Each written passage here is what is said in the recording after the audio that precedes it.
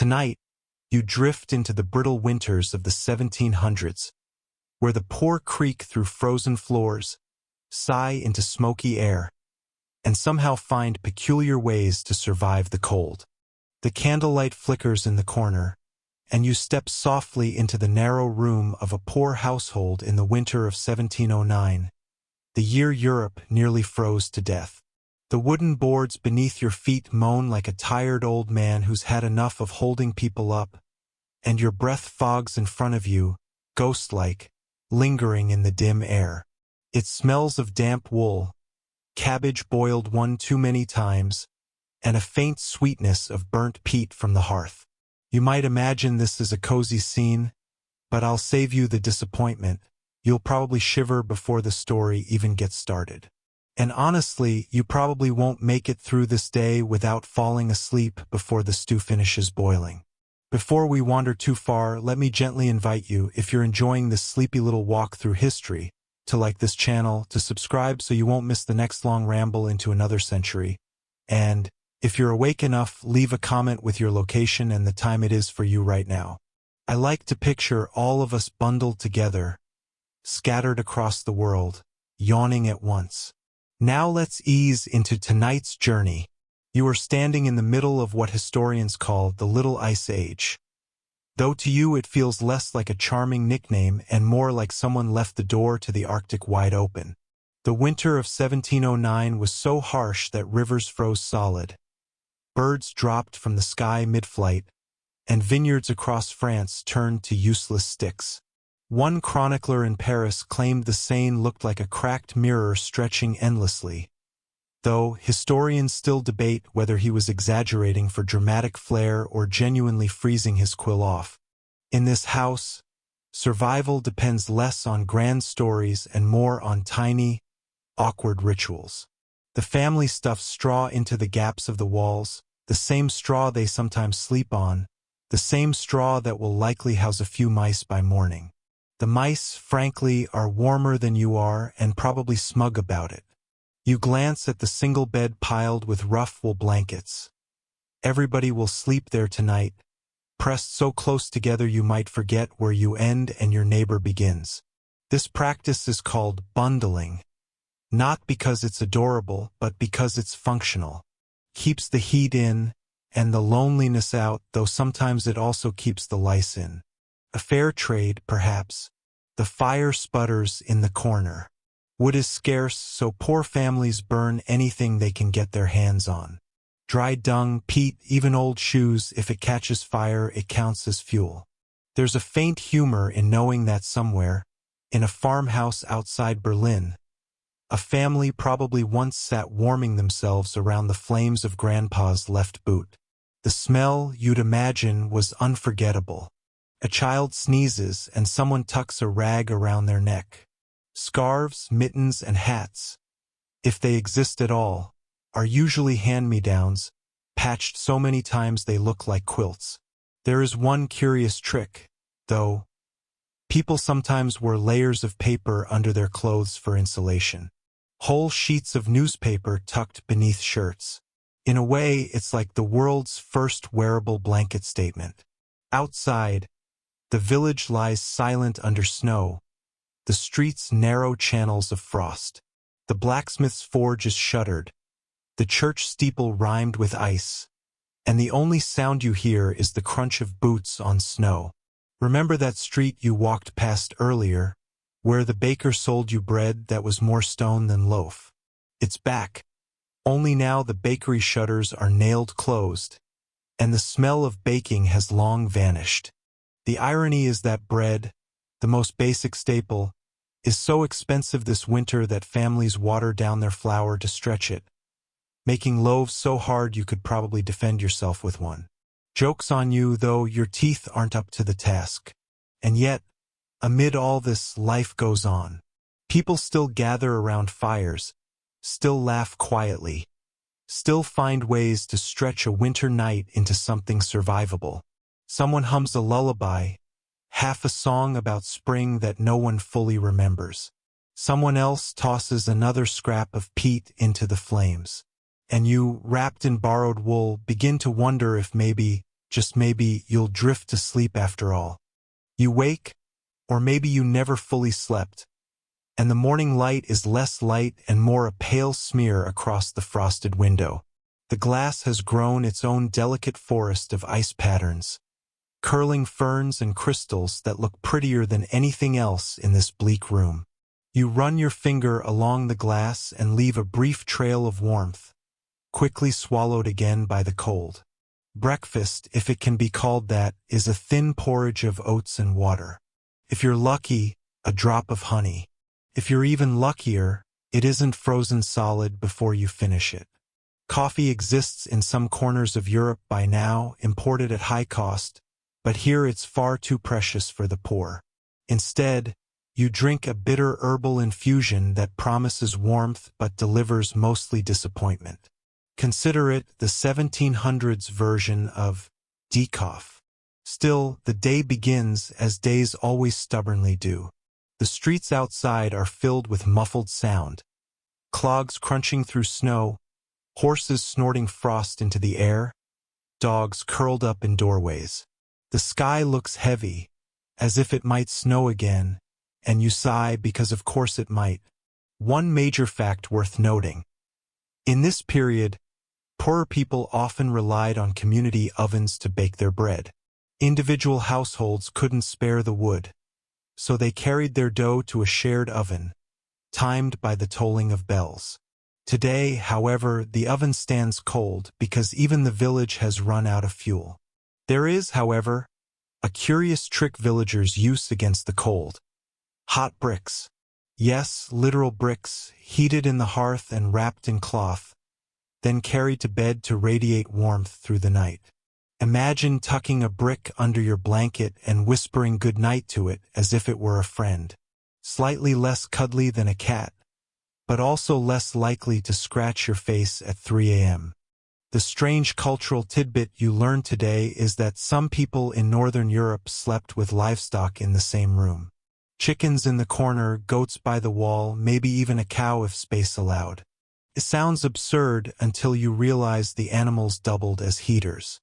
You, too, might huddle closer to a cow if it meant the difference between frostbite and a little comfort. Just be prepared for the soundtrack. Mooing, snuffling, and the occasional reminder that cows aren't exactly polite roommates. Historians still debate whether this mingling of humans and animals was out of necessity, tradition, or simply because everyone secretly liked the extra company. Perhaps all three. Midday comes, though it looks suspiciously like morning did. The sun is shy, refusing to rise above the heavy clouds. You walk past the churchyard, where snow lies so deep it swallows gravestones halfway, and you wonder how the gravedigger keeps going. Probably with the same determination you do, one frozen step at a time. The market is thin. Fish frozen stiff on the tables, vegetables shriveled and gray, nothing like the bounty of summer. Yet people shuffle through, trading, bargaining, sighing. Someone sells woolen socks for a price higher than most can pay. Someone else sells candles, though they drip faster in the cold and seem to vanish before night even begins. Do you remember the straw stuffed in the cracks of the house last night? You see it again here, sold in bundles, carried on backs, scattered by the wind. Straw for bedding, straw for insulation, straw even chewed by animals when hay runs out. You begin to realize the entire village's survival hinges on this humble yellow stalk. By evening, smoke curls reluctantly from chimneys, though more than a few remain bare. Inside, families prepare for another long night. The bed awaits, piled with everything soft they can muster. Quilts, rugs, cloaks, anything. They pile in layer upon layer, like nesting dolls of humanity.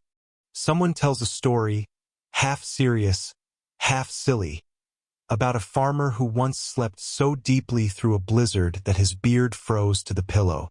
Everyone chuckles, though quietly, because laughter takes energy, and energy is rationed too. And you, watching, listening, sink again into the rhythm of their survival. The snow taps at the shutters, the fire sighs, and your own breath slows to match the cadence of the house. For all its hardships, this night, like every night, finds its way to stillness. The snow falls again, slow and steady, like the world has decided to wrap itself in a muffled white blanket. You wake to the sound of a rooster who seems as tired of winter as you are. His crow isn't triumphant, more like a weary complaint. Yes, fine, another day, I suppose. You slip on your shoes, stiff with frost, and step outside. The street you walked yesterday has vanished beneath a new layer of snow, erasing footprints and cart tracks, as though nobody has ever lived here at all. You push through it, each step a crunch that echoes louder than you'd expect in such silence. Today's fact is a stark one. During the winter of 1709, rivers across Europe froze so hard that people drove wagons across them. The Baltic Sea, the Adriatic, even parts of the Mediterranean coast saw waters frozen solid. Imagine taking a Sunday stroll across a river you'd normally drown in. Convenient, yes, but also terrifying when you remember that ice has a habit of breaking at the worst possible moment. Back in the village, survival is still a group project. Neighbors gather, wrapped in mismatched shawls and cloaks, swapping bits of news and the occasional joke. Someone grumbles about the tax collector, who, unbelievably, still wants his share despite half the crops being dead under ice. You roll your eyes with the others because apparently freezing to death isn't considered a valid excuse in the royal ledger. There's an odd little trick you notice. Families hang damp laundry indoors, not so much to dry it because really nothing dries in this weather, but to add a hint of humidity to the air. Without it, throats burn from dryness, and noses crack uncomfortably. The smell of half-dried wool may not be perfume, but it's the scent of breathing a little easier. You duck into a neighbor's home, where goats share the single room. They chew slowly, staring at you with blank, unbothered eyes, while their warmth radiates into the cramped space. A small child pets one absent-mindedly, as though this is no stranger than having a dog curled by the hearth. In truth, the goat is more valuable than a pet. It is both radiator and milk supply. Somewhere in the back of your mind, you wonder if this qualifies as central heating.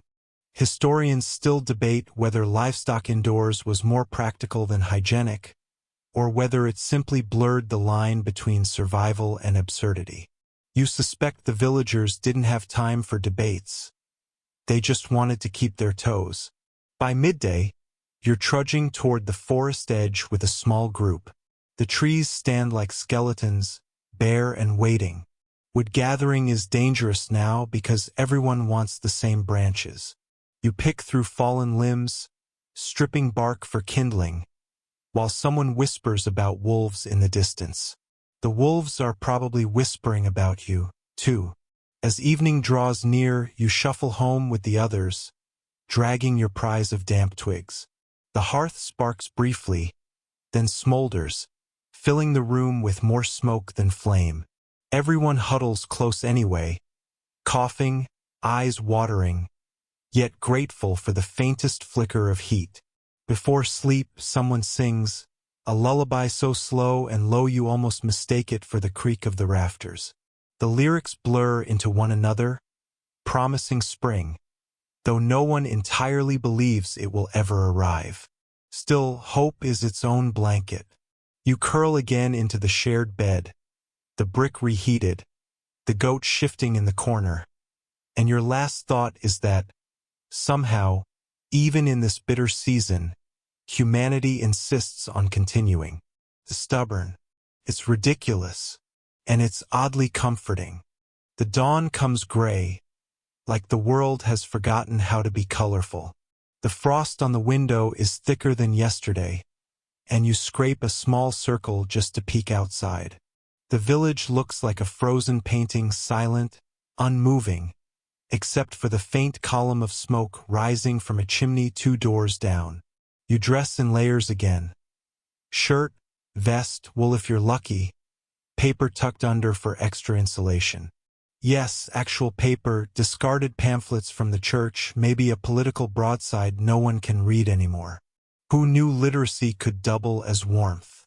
At least it finally makes sense why history keeps calling pamphlets circulating. The day's fact: in parts of Britain and Northern Europe, people built small clay or earthen stoves called fire pots that could be carried under skirts or tucked beneath cloaks.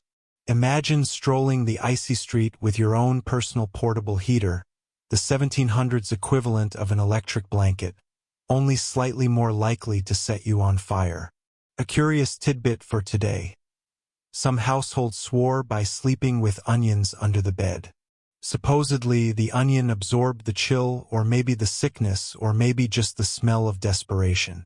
Nobody can quite explain it, and historians still debate whether this was superstition, early science, or simply an elaborate excuse for why the room smelled like soup. You walk to the market square, though market is a generous word.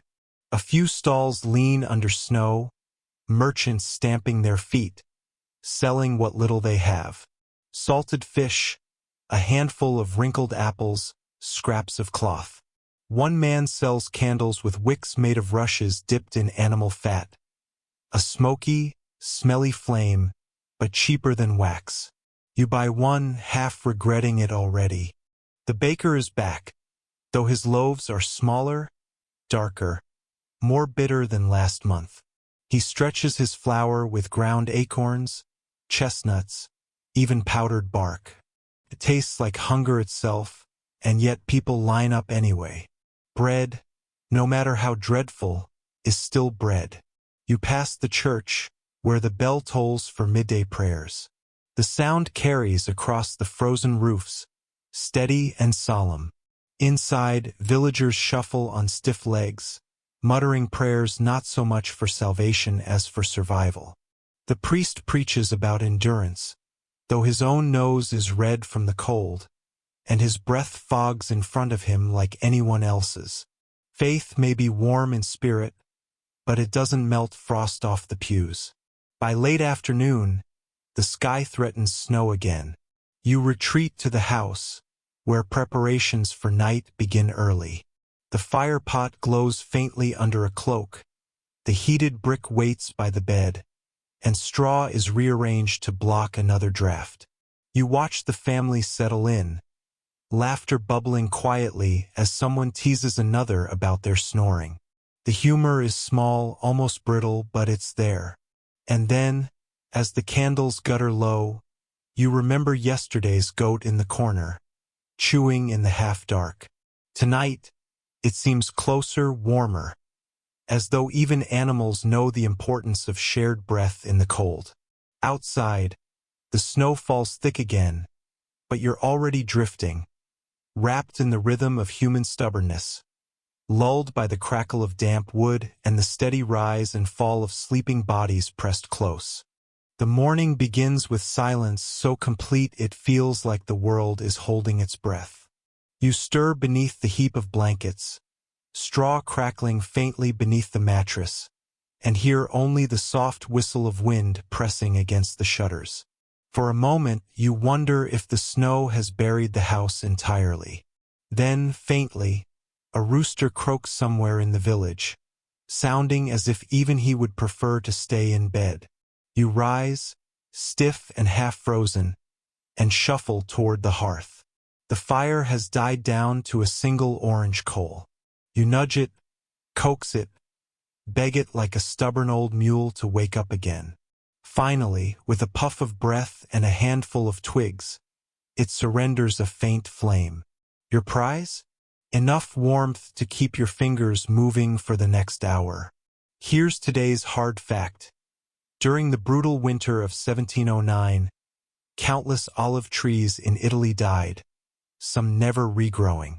Whole orchards, centuries old, turned black and brittle. The Mediterranean, normally a symbol of sun and life, was reduced to groves of frozen corpses. It's a reminder that this winter wasn't just uncomfortable. It was catastrophic. But not every moment is tragedy. Some are simply bizarre. Like this one. A woman across the street emerges from her doorway with skirts billowing, hiding a small clay fire pot under her layers. To the casual eye, it looks as though she's hoarding a secret furnace. She nods at you, dignified, as if it's perfectly ordinary to walk the streets carrying fire in your underwear. Which technically it is. Historians still debate whether such firepots were widely used or more of a regional quirk. The sources are scattered, inconsistent, and probably written by men who found it improper to describe women's clothing in too much detail. Either way, the sight is oddly reassuring. It proves that humans will happily smuggle warmth any way possible. You head toward the communal well. The bucket squeaks as it lowers, rope stiff with ice, and when it comes back up the water is slushy, half frozen. You fill a jug, teeth chattering, and wonder whether anyone has ever invented a less convenient way to hydrate. A boy next to you mutters that it tastes of iron and frost, and you both shrug, because water doesn't have to taste good. It just has to exist. Back at the house, breakfast is bread again. Harder than yesterday, tougher than your patience, and probably older than both. Someone soaks it in warm broth, which softens it enough that your teeth don't revolt. You eat slowly, chewing until it resembles food. By the third bite, you decide to be grateful. Remember that onion rumor from last night? The one tucked under the bed to ward off cold? It makes a return here, sliced into the broth, sharp enough to sting your eyes. A miracle cure for both frostbite and boredom, apparently. The day passes in its quiet rhythm. Men stomp to the forest for wood. Women mend clothes, stitching patches over patches until each garment resembles a strange quilt. Children chase each other in the snow until their cheeks glow red, then collapse inside, laughing, shaking frost from their hair. Their joy cuts through the cold like sunlight, brief but bright. Evening creeps in early as always. A neighbor visits, carrying a basket of chestnuts. They roast them slowly over the weak fire, the shells cracking, releasing a sweet, smoky aroma that fills the room. You hold one warm against your palm, and for a moment you feel almost decadent. Almost. The family talks in low voices about spring, about planting, about whether the rye will recover. No one believes it fully, but speaking of spring makes it feel closer. Someone jokes that by the time the sun returns, they'll have forgotten what to do with it. You laugh too, though the thought lingers. Perhaps they're right. And then night folds in once more, straw rustling, the brick reheated, bodies pressed close. You close your eyes, listening to the wind scratching the shutters, and slip into sleep before the rooster can remind you it all begins again tomorrow. When you wake, it isn't the rooster this time, but the hollow thump of something falling outside. You peer through the frost-blurred window and see a cart stuck in the snow, wheels buried, the driver cursing under his breath. He whips at the horse gently, but the animal only snorts, exhaling a cloud of steam. Even beasts of burden are tired of this season. You wrap yourself again in layers, paper crinkling under wool, and step into the street. Your breath joins the mist rising from chimneys, blending into the sky. Neighbors cluster around the cart, shoveling with whatever they can find. Wooden planks, hands, even lids from barrels. Cooperation isn't optional here. It's the only thing keeping the village moving. The fact of the day.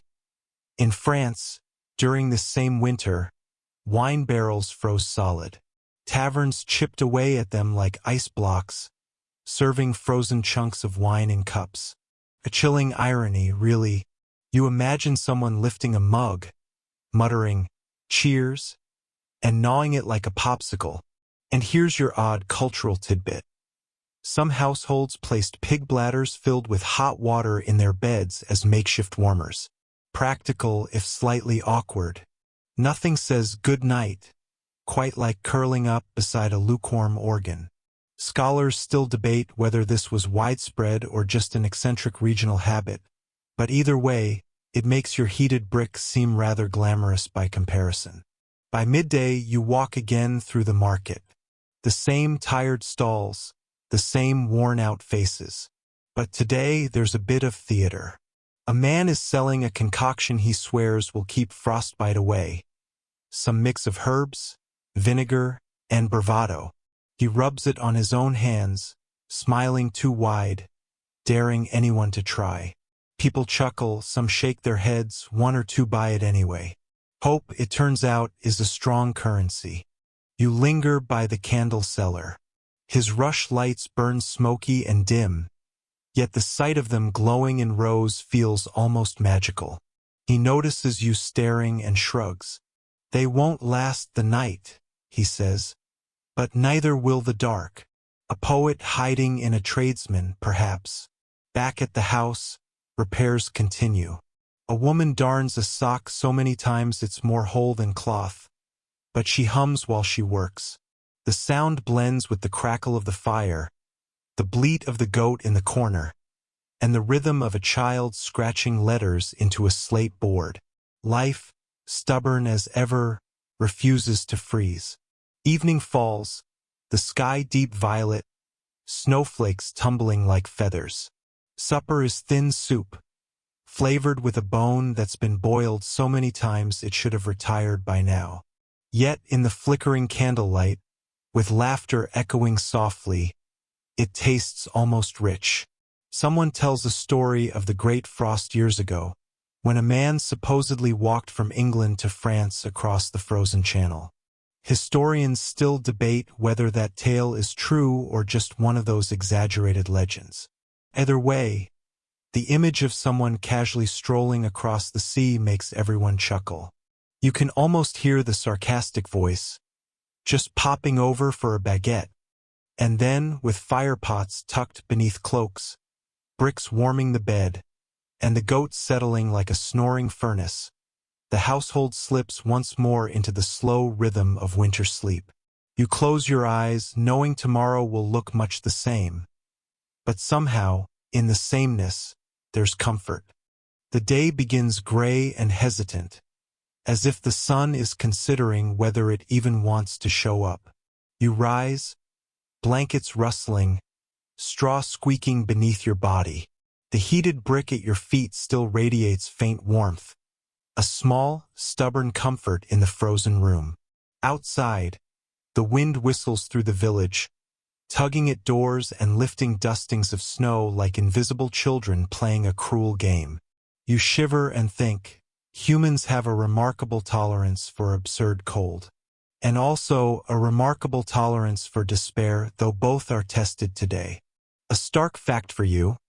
In 1709, the winter claimed entire vineyards across France and Germany.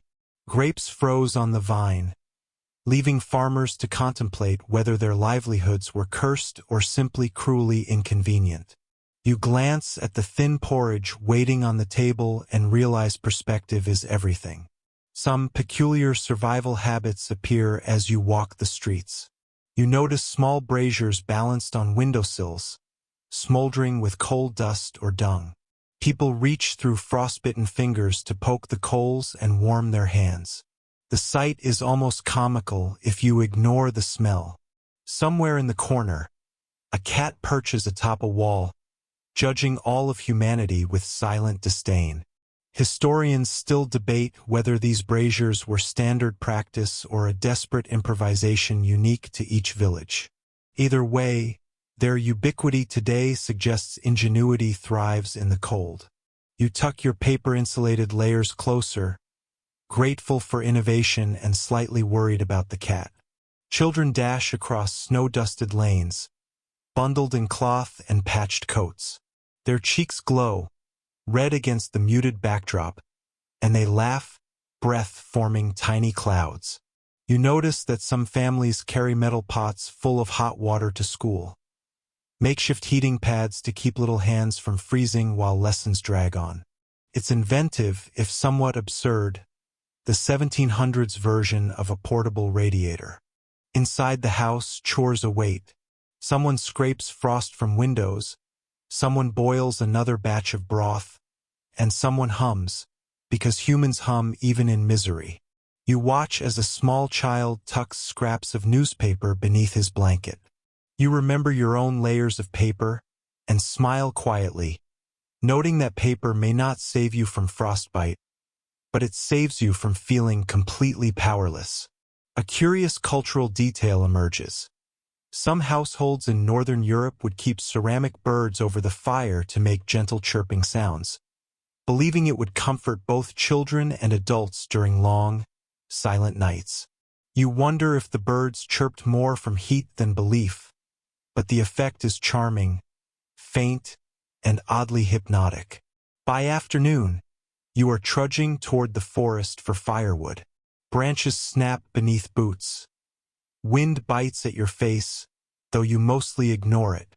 You observe someone balancing a bundle of twigs on their head. The technique is surprisingly effective, though your inner monologue comments, "Modern ergonomics would never approve." As dusk approaches, everyone returns, carrying sticks, twigs, and small logs. Fires sputter and spark in fireplaces and hearths. Some crackle so little it seems they're shy about their warmth. The smell of smoke and wood blends with the earthy aroma of damp straw. You inhale deeply, thinking that somehow, despite frost, hunger, and exhaustion, this combination of smells is comforting. The night stretches on. Families huddle close. Heated bricks lie beneath layers of blankets. Stray animals snuffle in corners, offering warmth, companionship, and occasional annoyance. Laughter emerges quietly, punctuating the silence of frozen villages. And you, folded into this tableau, find yourself breathing in sync with the household, lulled by warmth, rhythm, and the gentle absurdities of survival. You wake to an unusual calm, as if the storm outside has paused to observe the village. Frost clings to roofs in jagged crystals, catching faint light and scattering it in sleepy patterns. You lift your head, brushing a strand of hair from your eyes, and notice the subtle difference in the air. It's colder, yes, but quieter, almost respectful of your small triumphs in survival so far. Today's historical fact: the winter of 1709 caused rivers in the Loire Valley to freeze so solid that people drove carts over them to deliver supplies. Entire waterways turned into roads, though crossing them was more daring than practical. Imagine driving across what is usually liquid chaos, hoping your wheels don't find a crack. You venture outside, wrapping layers tightly, including your trusty paper insulation. The streets are eerily quiet, punctuated by the occasional cough, hoof clop, or shuffling of boots through snow. The baker is visible in the distance, feeding scraps to birds while muttering complaints about frost-damaged flour. He looks half-frozen himself, yet stubbornly persistent. You might admire him if you weren't also considering whether you could survive on bread this hard for the rest of the season. In a strange cultural twist, some villagers hang bundles of herbs over their beds, claiming the aroma wards off not just illness but bad dreams. You wonder if the effect is chemical, psychological, or simply a polite excuse to mask the smell of last night's soup. Historians still debate whether the practice was superstition, medicine, or a form of aromatherapy avant la lettre. Midday brings a hint of absurdity. Children attempt to slide down icy slopes on pieces of wood, shrieking and laughing. Adults watch, some shaking their heads, others quietly pleased to see such joy in the cold. You consider trying it yourself but wisely opt for shuffling back toward the fire, carrying your bundle of twigs for tonight's warmth. Back in the house, chores are minimal but persistent. Someone repairs a patch in the roof with straw and mud. Someone scrapes the fire pit clean, coaxing a flame from stubborn embers. The smell of smoke mingles with the faint tang of burnt bread, and the goat in the corner snores rhythmically, heating the room in small, deliberate bursts. An obscure tidbit. People sometimes stuff their hats with straw not only for warmth but to protect from falling icicles. A small, practical layer of absurdity. You smile at the thought of everyone walking around with personal insulation that doubles as armor. Evening falls slowly. The hearth glows, bricks are reheated, and families gather in the warmth of shared survival. Someone recounts tales of the frost year's legends, of men walking across frozen rivers, of fields turned to stone, of birds falling from the sky mid-flight. The stories are embroidered with humor, slight exaggeration, and a stubborn optimism that seems essential to staying alive. You curl under blankets, listening to the wind scratching the eaves, the goat snuffling, the family murmuring quietly, and your own breath mingling with theirs. In this frozen, relentless world, life persists, ridiculous, stubborn, and comforting. And as sleep descends gently, you realize that even in hardship, humans find a rhythm that feels like warmth. Morning arrives in a soft gray haze, the kind that makes you question whether the sun is hiding, playing a cruel joke, or simply giving up. You lift your head from the blankets, feeling the lingering warmth of the brick beneath you, grateful it exists in a world that otherwise seems determined to freeze. The straw mattress creaks as you shift, a reminder that comfort is relative, and relative in 1709 usually means slightly better than a frozen floor. Here's today's historical fact. Across much of northern Europe, canals and smaller rivers froze solid for weeks. People walked across them to deliver food, trade goods, and even messages.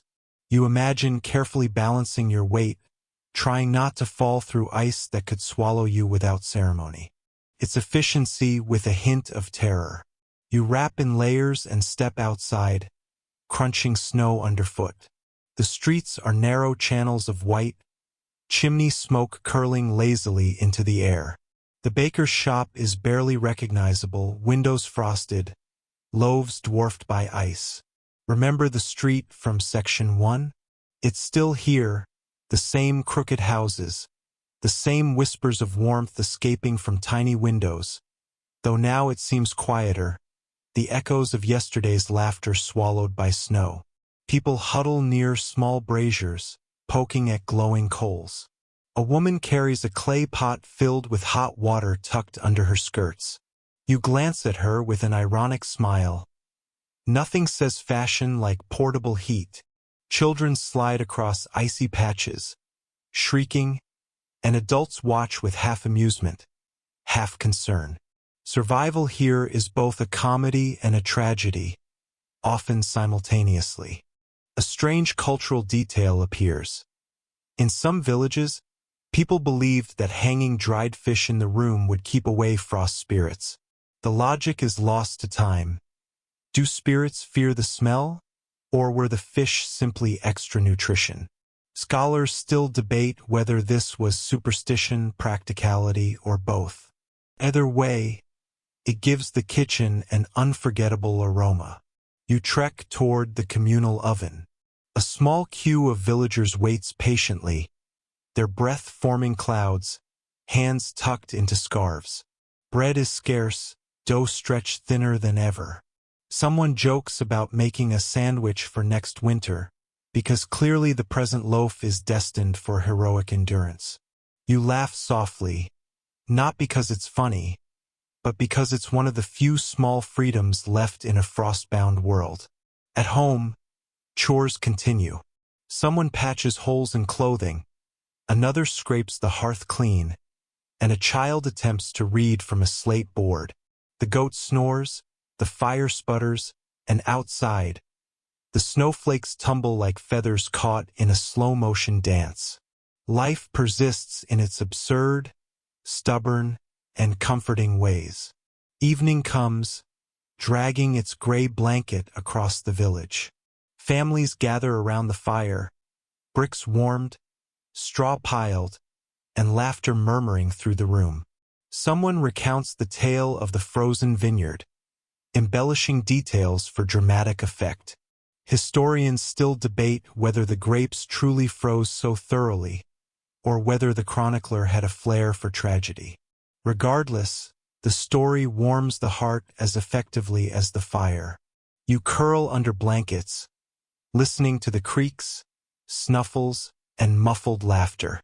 Outside, the wind scratches the eaves, but inside, humans have carved a small pocket of warmth, absurd, resilient, and endlessly comforting.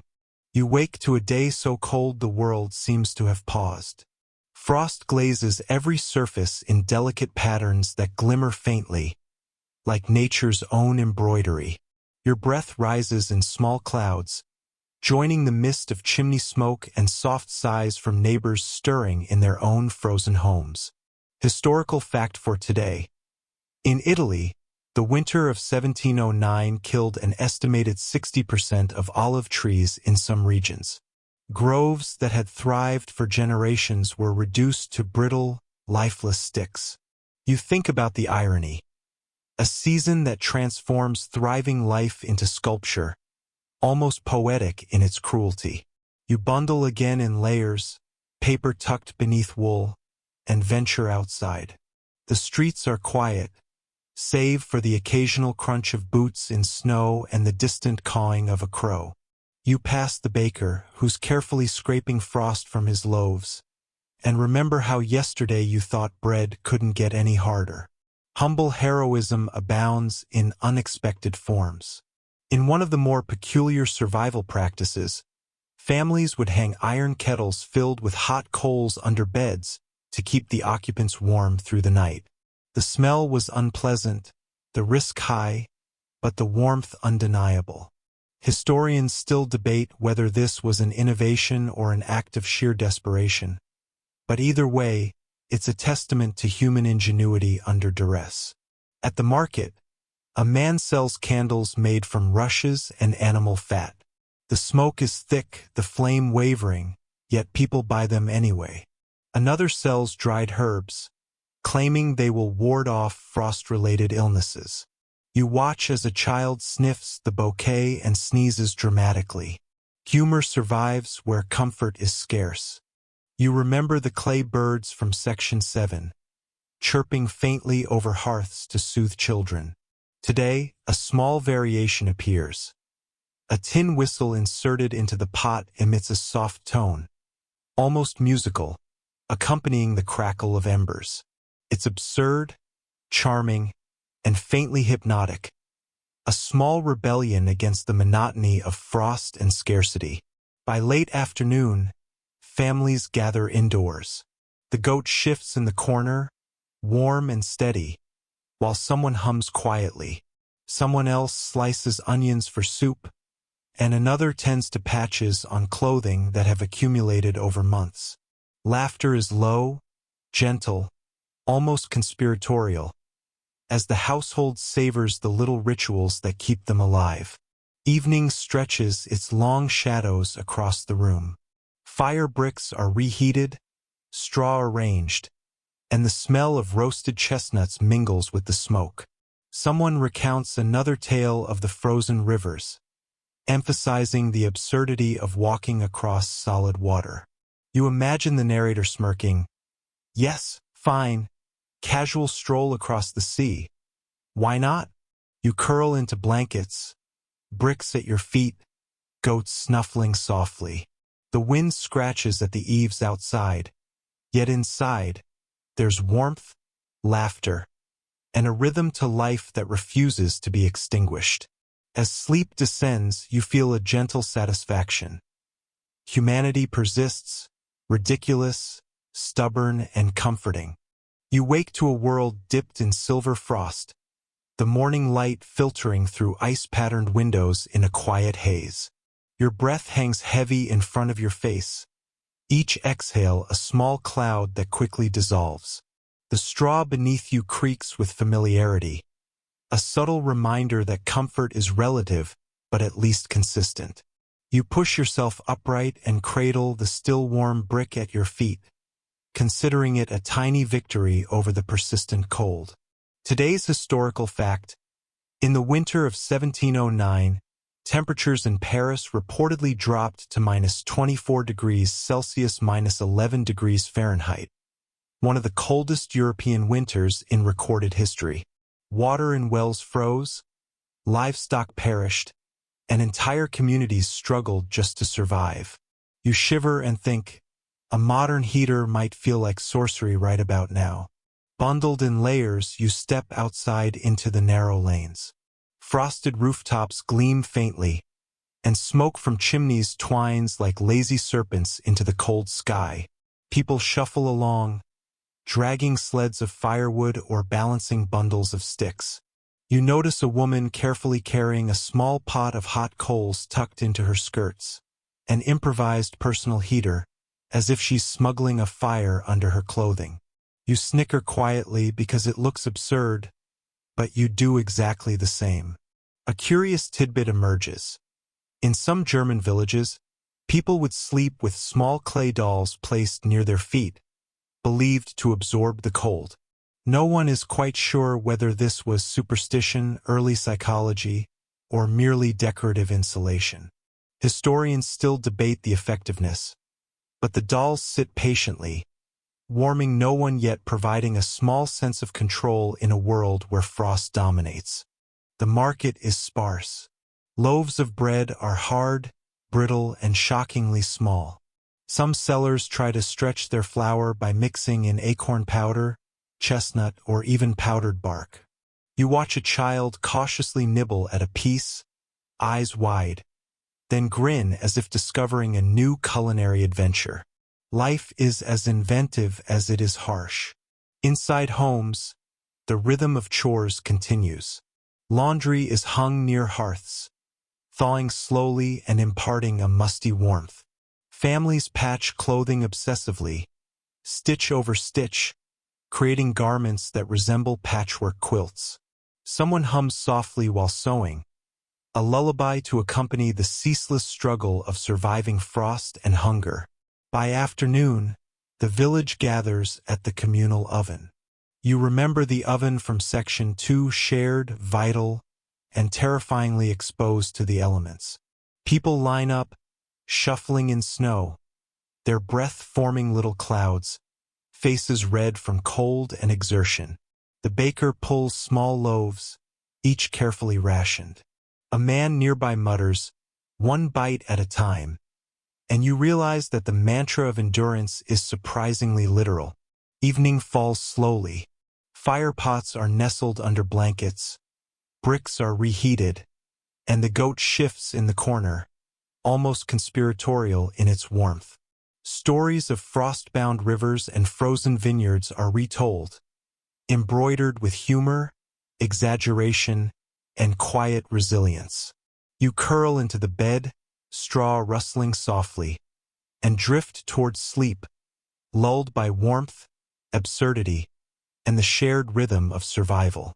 The sun rises weakly, barely illuminating the village with a pale, muted glow. The world is still coated in frost, the streets silent but for occasional creaks of ice and muffled shuffling. You lift yourself from the layered blankets, appreciating the faint residual heat of the brick at your feet. Survival, small and persistent, begins anew.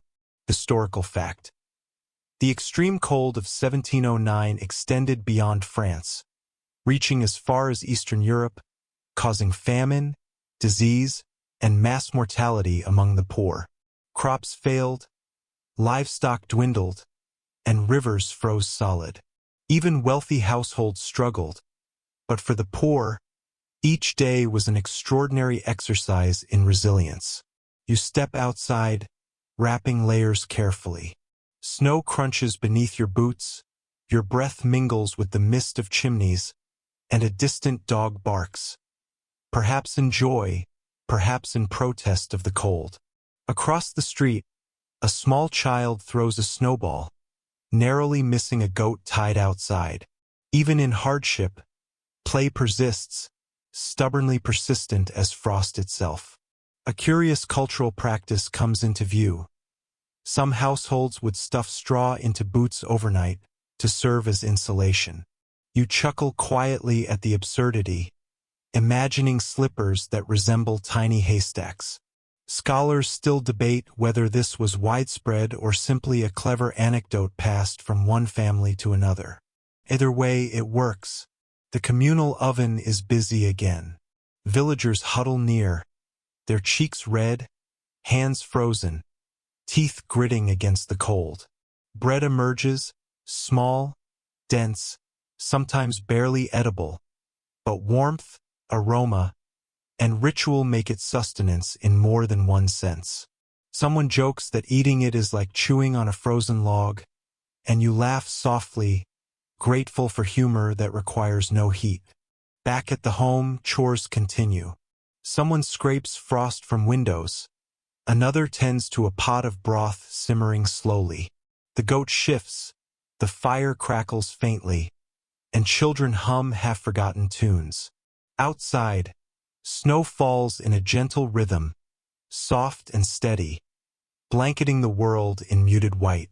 Oddly enough, some villagers carry hot stones wrapped in cloth to bed, much like the bricks you've been following. The idea is simple: radiate heat, retain warmth, survive the night. It seems repetitive, but in repetition lies survival. Human ingenuity is often absurd, consistent, and strangely comforting. Evening descends with deliberate slowness. Families gather. Meals are small but shared, and laughter, quiet, ironic, warm, fills the room. The wind scratches at the shutters, but inside, heat, breath, and rhythm of human life persist. You nestle among blankets, warmed by brick, goat, and shared presence, and drift towards sleep once more, knowing tomorrow will demand the same delicate dance with frost, ingenuity, and stubborn resilience. Morning creeps in as a pale, tentative glow, the type of light that makes the world seem soft and forgiving, though you know better. You rise from the bed of straw, brushing off the tiny traces of frost that cling to your layers, and cradle the still warm brick like a small trophy. Outside, the wind whistles insistently, tugging at scarves, shifting snow into miniature dunes across the cobbled streets. You take a deep breath, the cold biting gently at your lungs, and think, another day, another frozen adventure. A historical fact to consider. The winter of 1709 was so severe that even southern regions of France and Italy experienced unprecedented frost, destroying orchards, vineyards, and fields of wheat. These were not minor inconveniences. They were catastrophic losses that forced poor families to improvise every meal. You nibble a slice of yesterday's bread and marvel at the resilience baked into each bite. Bundled tightly, you step into the street, where villagers shuffle toward the communal oven. The path is slippery, snow crunching beneath boots. Someone carries a clay pot brimming with hot coals under her skirts, a secret heat source tucked safely close. You watch her and think, ingenuity has never looked more practical or more absurd. A curious tidbit. In parts of Germany, families would place hot coals inside metal pans and carry them from room to room, essentially walking fireplaces. Historians still debate how widespread this practice was, but it seems ingenious if slightly smoky. You can almost hear a modern skeptic muttering, "That can't be safe." But here, it is necessary, even heroic. At the market, the scarcity of goods is palpable. Loaves of bread are brittle, hard, and sometimes laced with acorn or chestnut powder to stretch flour. Fish are frozen solid, vegetables shriveled into strange, unidentifiable shapes. Despite the bleakness, A child laughs at the sight of someone trying to slice a frozen loaf, cheeks red, eyes sparkling, proving humor persists even when comfort does not. Inside homes, daily chores grind on. Laundry is hung near the hearth, drying slowly and imparting a faint warmth to the room. Clothing is patched obsessively, a tactile testament to human ingenuity and perseverance. Someone hums while sewing, a soft lullaby against the cold. The goat in the corner shifts, adding its steady heat to the room, a partner in survival as much as any human. Evening arrives slowly, shadows stretching long and faint. Fire bricks are reheated, blankets rearranged, and the household gathers in shared warmth. Someone tells a story about a frozen river so solid it supported a wagon and horses, though historians still debate whether it was exaggeration or truth. Regardless, the tale elicits a quiet chuckle, a small rebellion against the monotony and severity of frost. You curl into your blankets, listening to the rhythmic breath of the household, the faint crackle of the fire, and the occasional snuffle of the goat. Outside, the wind scratches at the shutters, but inside, warmth, humor, and survival weave a quiet symphony. Slowly, gently, sleep enfolds you, readying you for another day of frost, resourcefulness, and human stubbornness. You awaken to a muted dawn, pale light filtering through frost-laced windows. The air is crisp, carrying both the scent of snow and the faint tang of smoke from chimneys. You cradle the brick at your feet, its warmth steady and comforting, and stretch limbs stiff from sleeping on straw. The village outside is quiet but alive, each subtle movement a testament to the small routines that make survival possible. Historical fact: in Central Europe, the winter of 1709 caused rivers to freeze so thickly that people would drive carts across them to transport food, mail, and essential goods. It was simultaneously daring, necessary, and terrifying, a combination that sums up daily life for the poor during this season. Bundled in layers, including your trusty paper insulation, you step into the street. Snow crunches underfoot. A woman walks past carrying a pot of hot coals under her cloak, a walking heater in miniature. The absurdity of the sight is tempered by admiration. Ingenuity, even in small forms, is life-saving. A quirky cultural practice. In some northern villages, people would hang bundles of dried herbs near doorways to ward off cold spirits, illnesses, or simply bad luck. Scholars still debate the effectiveness, but the aromatic tang fills rooms, providing both comfort and a faint sense of ceremony. You inhale deeply, appreciating both warmth and superstition.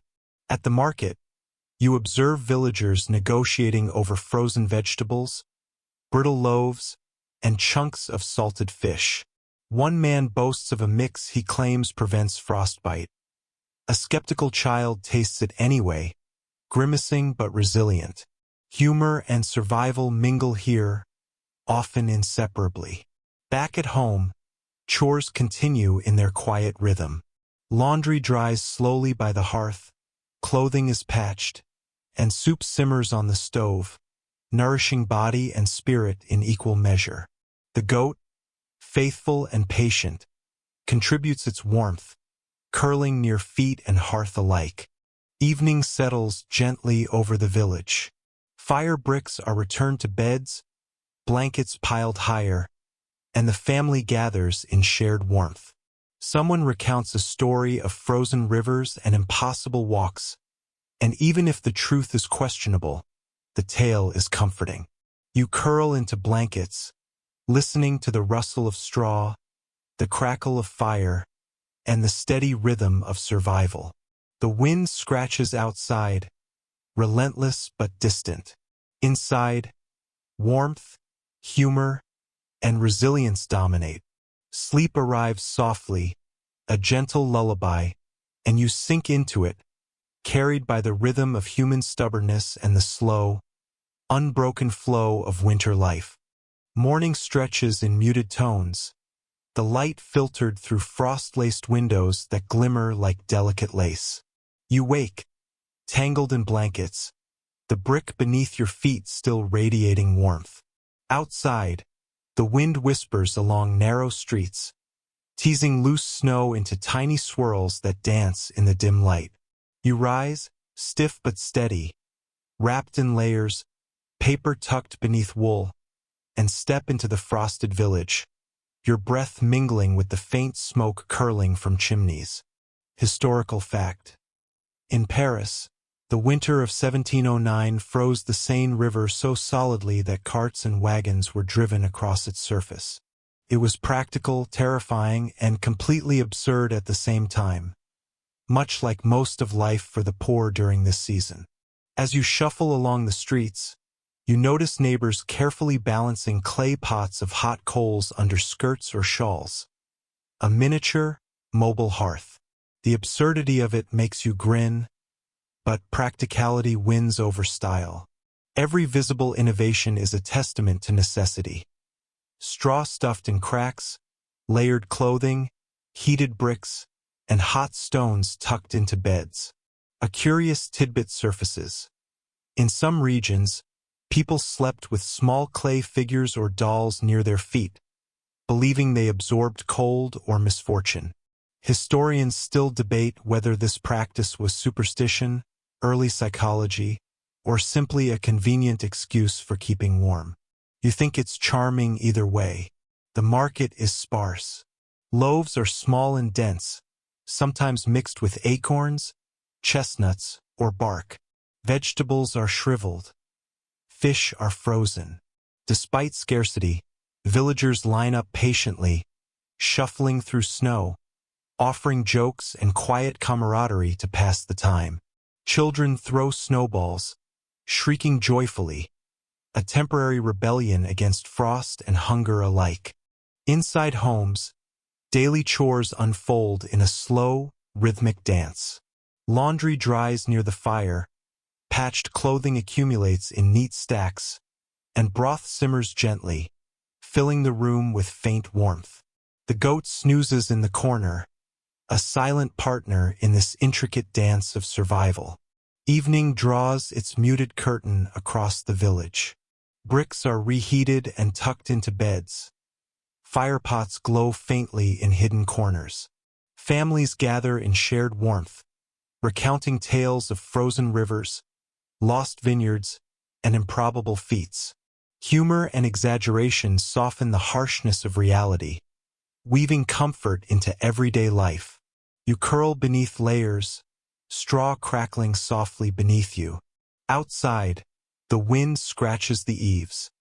Inside, warmth, rhythm, and resilience form a quiet lullaby. Slowly, gently, sleep envelopes you, carrying you toward another day of frost, endurance, and human ingenuity. Dawn arrives in soft, silvery light, filtering through frost-rimmed windows and casting delicate shadows across snow-dusted streets. You rise, brushing straw from your hair, and cradle the brick at your feet, its persistent warmth a small, comforting victory. The village is quiet, punctuated by the occasional crunch of boots or clop of horse hooves, each sound amplified by the hush of frozen streets. Historical fact. The Little Ice Age, peaking in the early 1700s, brought prolonged freezes across Europe, decimating crops and vineyards, causing widespread famine, and making ordinary survival a daily test of ingenuity and endurance. You think of the thin porridge on the table and marvel at how humans manage to make sustenance from scarcity. Bundled tightly, you step into the streets. A woman passes, balancing a clay pot filled with hot coals under her cloak, a personal hearth in miniature. Children dart across icy lanes, cheeks glowing, laughter escaping despite the cold. Adults watch with wry smiles, silently acknowledging the necessity of joy amid hardship. A strange cultural practice surfaces. Some villagers would carry small bundles of dried herbs or onions, believed to ward off frost or illness. Scholars still debate the reasoning, practical, spiritual, or both, but the aromatic scent fills the air, offering a subtle comfort. You inhale, amused and slightly charmed by the persistent inventiveness of frost-bound life. At the market, merchants display frozen fish, brittle loaves, and shriveled vegetables. A man demonstrates a herbal concoction, claiming it prevents frostbite. A child tastes it and grimaces, eliciting quiet laughter. Humor and survival intertwine in subtle, persistent ways. Back at home, the rhythm of chores continues. Laundry hangs near the fire, broth simmers in a pot, clothing is patched stitch by stitch, and the goat shifts in the corner, radiating warmth. The household operates as a small ecosystem of care, ingenuity, and quiet resilience. Evening falls slowly, shadows stretching across the snow-laden village. Bricks are reheated, firepots tucked under cloaks, and families gather in shared warmth. Stories are retold, frozen rivers, lost crops, improbable survival, blended with humor, exaggeration, and quiet human pride. You curl beneath blankets, straw rustling softly, and drift into sleep. Outside, the wind scratches the shutters. Inside, warmth, rhythm, and persistence dominate. The slow, deliberate passage of life in the frost continues.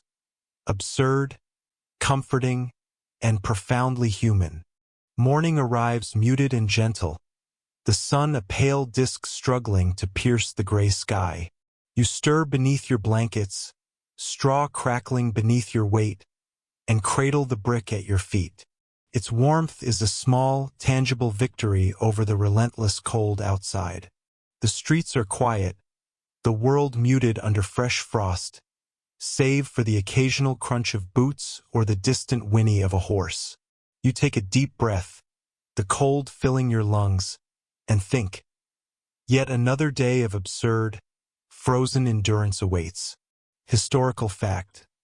The winter of 1709 was so severe that the Rhone River in France froze, allowing people to cross in ways normally impossible. It was practical, terrifying, and wholly surreal, a reflection of the extremes the poor endured daily. Bundled in layered clothing, you step outside. Snow swirls gently around you, catching on scarves and coats, the frost glittering faintly. A woman balances a clay pot of glowing coals under her shawl, a miniature hearth in motion. You watch her, amused and impressed. Practicality has never looked more absurdly elegant. An odd cultural tidbit emerges. In some villages, people slept with hot stones or metal pans under blankets to stave off frostbite. Scholars still debate whether this was widespread or merely anecdotal, but it's undeniably ingenious. You imagine modern heating pads pale in comparison to these humble, fiery treasures. The market is thinly populated. Loaves are small, dense, and stretched with chestnut or acorn powder. Vegetables are shriveled. Fish are frozen stiff. Yet life persists. Children throw snowballs with reckless joy. Adults exchange dry humor while shuffling through snow, and humor quietly punctuates survival. Inside homes, chores unfold in slow rhythm. Laundry dries near the fire, clothing is patched meticulously, and broth simmers gently, filling rooms with warmth. The goat in the corner shifts, exhaling soft warmth, a silent partner in the household survival. You think of it as a four-legged heater, loyal and patient. Evening settles in like a thick blanket. Bricks are reheated, firepots tucked into corners, and the family gathers in warmth. Someone retells the story of frozen vineyards and rivers, humor lacing the narrative. Historians still debate the exact details, but embellishment or truth, the story soothes. You curl into blankets, listening to the soft creak of straw, the crackle of fire, and the rhythmic breathing of those around you. Outside, the wind scratches the shutters. Inside, warmth, humor, and resilience persist. Sleep arrives gently, carrying you into the slow, methodical rhythm of frost-bound life. The gray light of morning seeps through frost-laced windows, soft and almost tender. You stir, feeling the residual heat of the brick at your feet, and stretch limbs stiffened by sleeping on straw. Outside, snow clings to roofs, icicles hang like fragile ornaments, and the village is quiet but alive with subtle motion. You wrap yourself in layers, paper tucked beneath wool, and step into the cold, each exhale forming a brief cloud that dissolves into the air. Historical fact: the extreme cold of 1709 didn't just freeze rivers and fields. It caused widespread famine across Europe. Livestock perished, crops failed, and the poor faced a daily struggle for survival that required ingenuity, endurance, and sometimes sheer absurdity. Walking through the streets, you notice neighbors balancing clay pots of hot coals under skirts or shawls, their portable warmth a necessity and a marvel of practical invention. Children dart across icy lanes, laughing, cheeks glowing. Adults watch with gentle amusement, acknowledging that even in hardship, small joys endure. A curious practice surfaces. In some villages, onions were placed under beds, supposedly absorbing cold or sickness. Scholars still debate the reasoning, but whether superstition or early science, the practice endures as a testament to human creativity. You glance at your own layers of paper, considering them slightly superior insulation, though less aromatic. At the market, merchants display frozen fish, brittle loaves, and shriveled vegetables.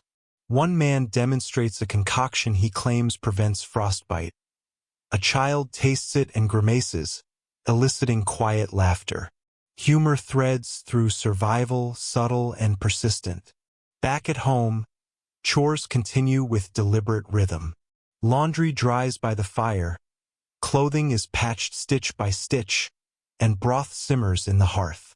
The goat shifts in the corner, exhaling warmth into the room. The household hums with quiet life, a small ecosystem of care and persistence. Evening arrives slowly, shadows stretching across snow-covered streets. Bricks are reheated, firepots tucked beneath layers, and families gather, sharing warmth and stories. Tales of frozen rivers, lost vineyards, and improbable feats are embroidered with humor and quiet pride. You curl beneath blankets, straw rustling softly, and listen to the rhythm of survival. Outside, the wind scratches the eaves, but inside, warmth, humor, and resilience dominate. Sleep envelopes you gently, carrying you into the next day of frost, inventiveness, and the unbroken human spirit. Morning drifts in like a reluctant guest, gray and quiet, with light sifting through frost-laced windows. You wake, tangled in blankets, the brick at your feet still radiating gentle heat. The straw mattress creaks faintly as you shift, a soft reminder of human persistence in the face of frost. Outside, snow swirls lazily, catching on scarves and coats, tiny crystals shimmering briefly in the muted sun. You take a deep breath, the cold biting lightly, and step into the streets for another day of survival. Historical fact: the winter of 1709 was so harsh that in parts of Germany, even the Rhine froze solid enough to support travel by foot and cart, an extraordinary and dangerous phenomenon that profoundly impacted trade and daily life. Imagine carefully balancing yourself on frozen water while hauling goods. Practical, terrifying, and a little absurd. You notice a woman walking past with a clay pot of glowing coals tucked under her shawl. a miniature mobile hearth. Children dart across icy lanes, cheeks glowing pink, shrieking with laughter. Adults watch with quiet amusement and approval. Necessity, ingenuity, and small joys intersect daily in ways both practical and oddly charming. A strange cultural tidbit. Families sometimes place dried herbs or small bundles of onions under their beds to ward off cold and illness.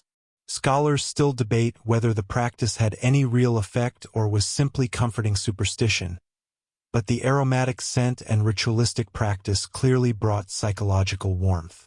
You wrinkle your nose, amused, and imagine a modern equivalent, a heated blanket perfumed with rosemary. At the market, merchants display brittle loaves, frozen vegetables, and hardened fish. A man demonstrates a concoction he claims prevents frostbite. A skeptical child tastes it anyway, grimacing.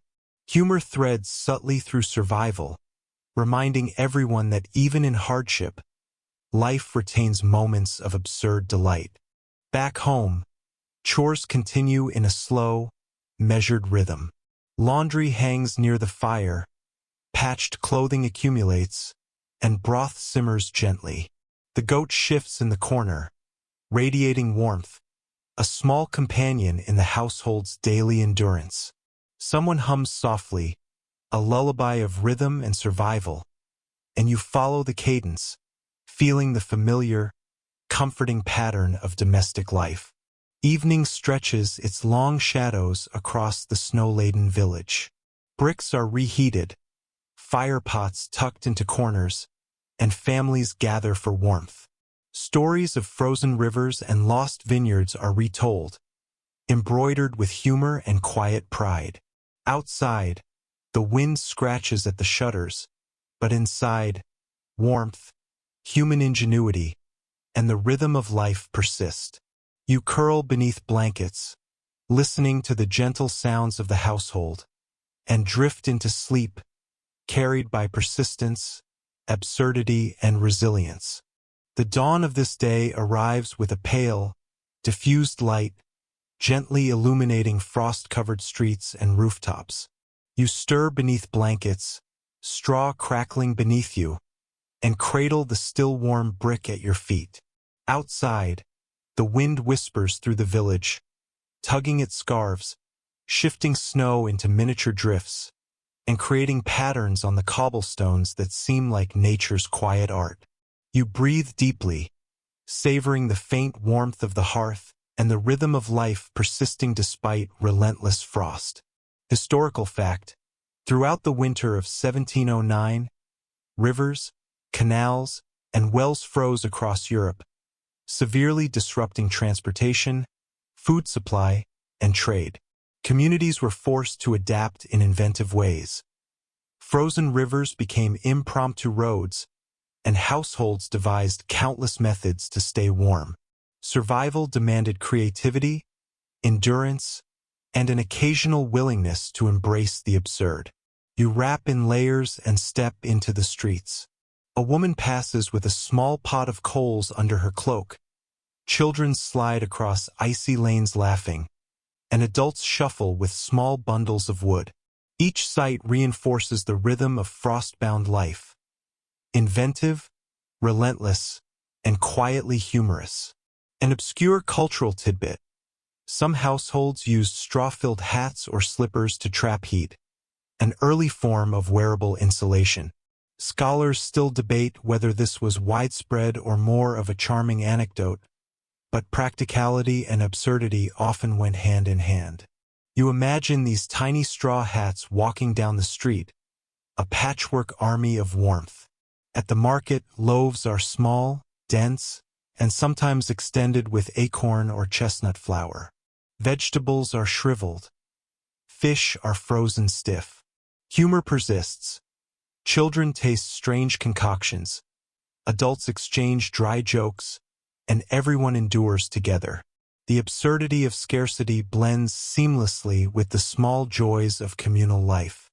Back at home, chores continue. Laundry dries near the hearth. Clothing is patched meticulously, broth simmers, and the goat provides steady warmth. The household hums with a quiet, shared rhythm. Fire bricks are reheated, blankets adjusted, and stories of frozen rivers and improbable feats are recounted with humor and pride. Evening descends softly. The wind scratches at the shutters outside, but inside, warmth, ingenuity, and resilience dominate. You curl beneath layers of straw and blankets, listening to the quiet symphony of survival. Fire crackling, goats snuffling, and gentle laughter. Sleep arrives softly, carrying you into another day of frost, creativity, and stubborn persistence.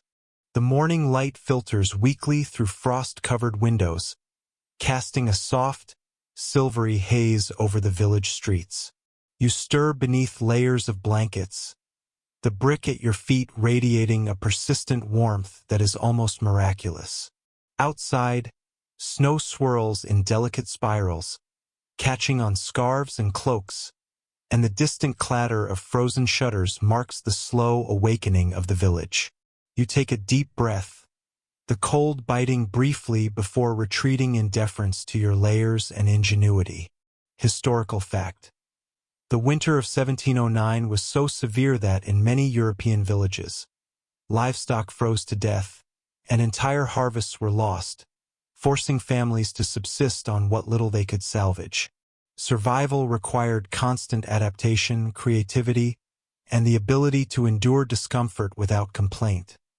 A slow, patient kind of heroism. Wrapped in layers and paper insulation, you step outside. A woman walks past, carefully balancing a clay pot of glowing coals beneath her cloak, a portable hearth in motion.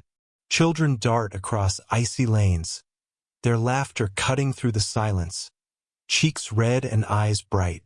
Adults watch with quiet amusement, occasionally offering gentle warnings. Necessity, resilience, and subtle humor intermingle seamlessly in daily life. A curious cultural practice emerges.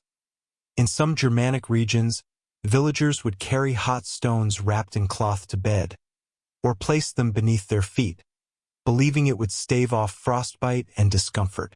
Scholars still debate how widespread this was, but ingenuity in the face of cold is undeniable. You glance at the brick beneath your own feet and silently acknowledge its quiet heroism. The market hums with sparse activity. Loaves are small and dense, stretched with acorn or chestnut flour. Vegetables are shriveled. Fish are frozen.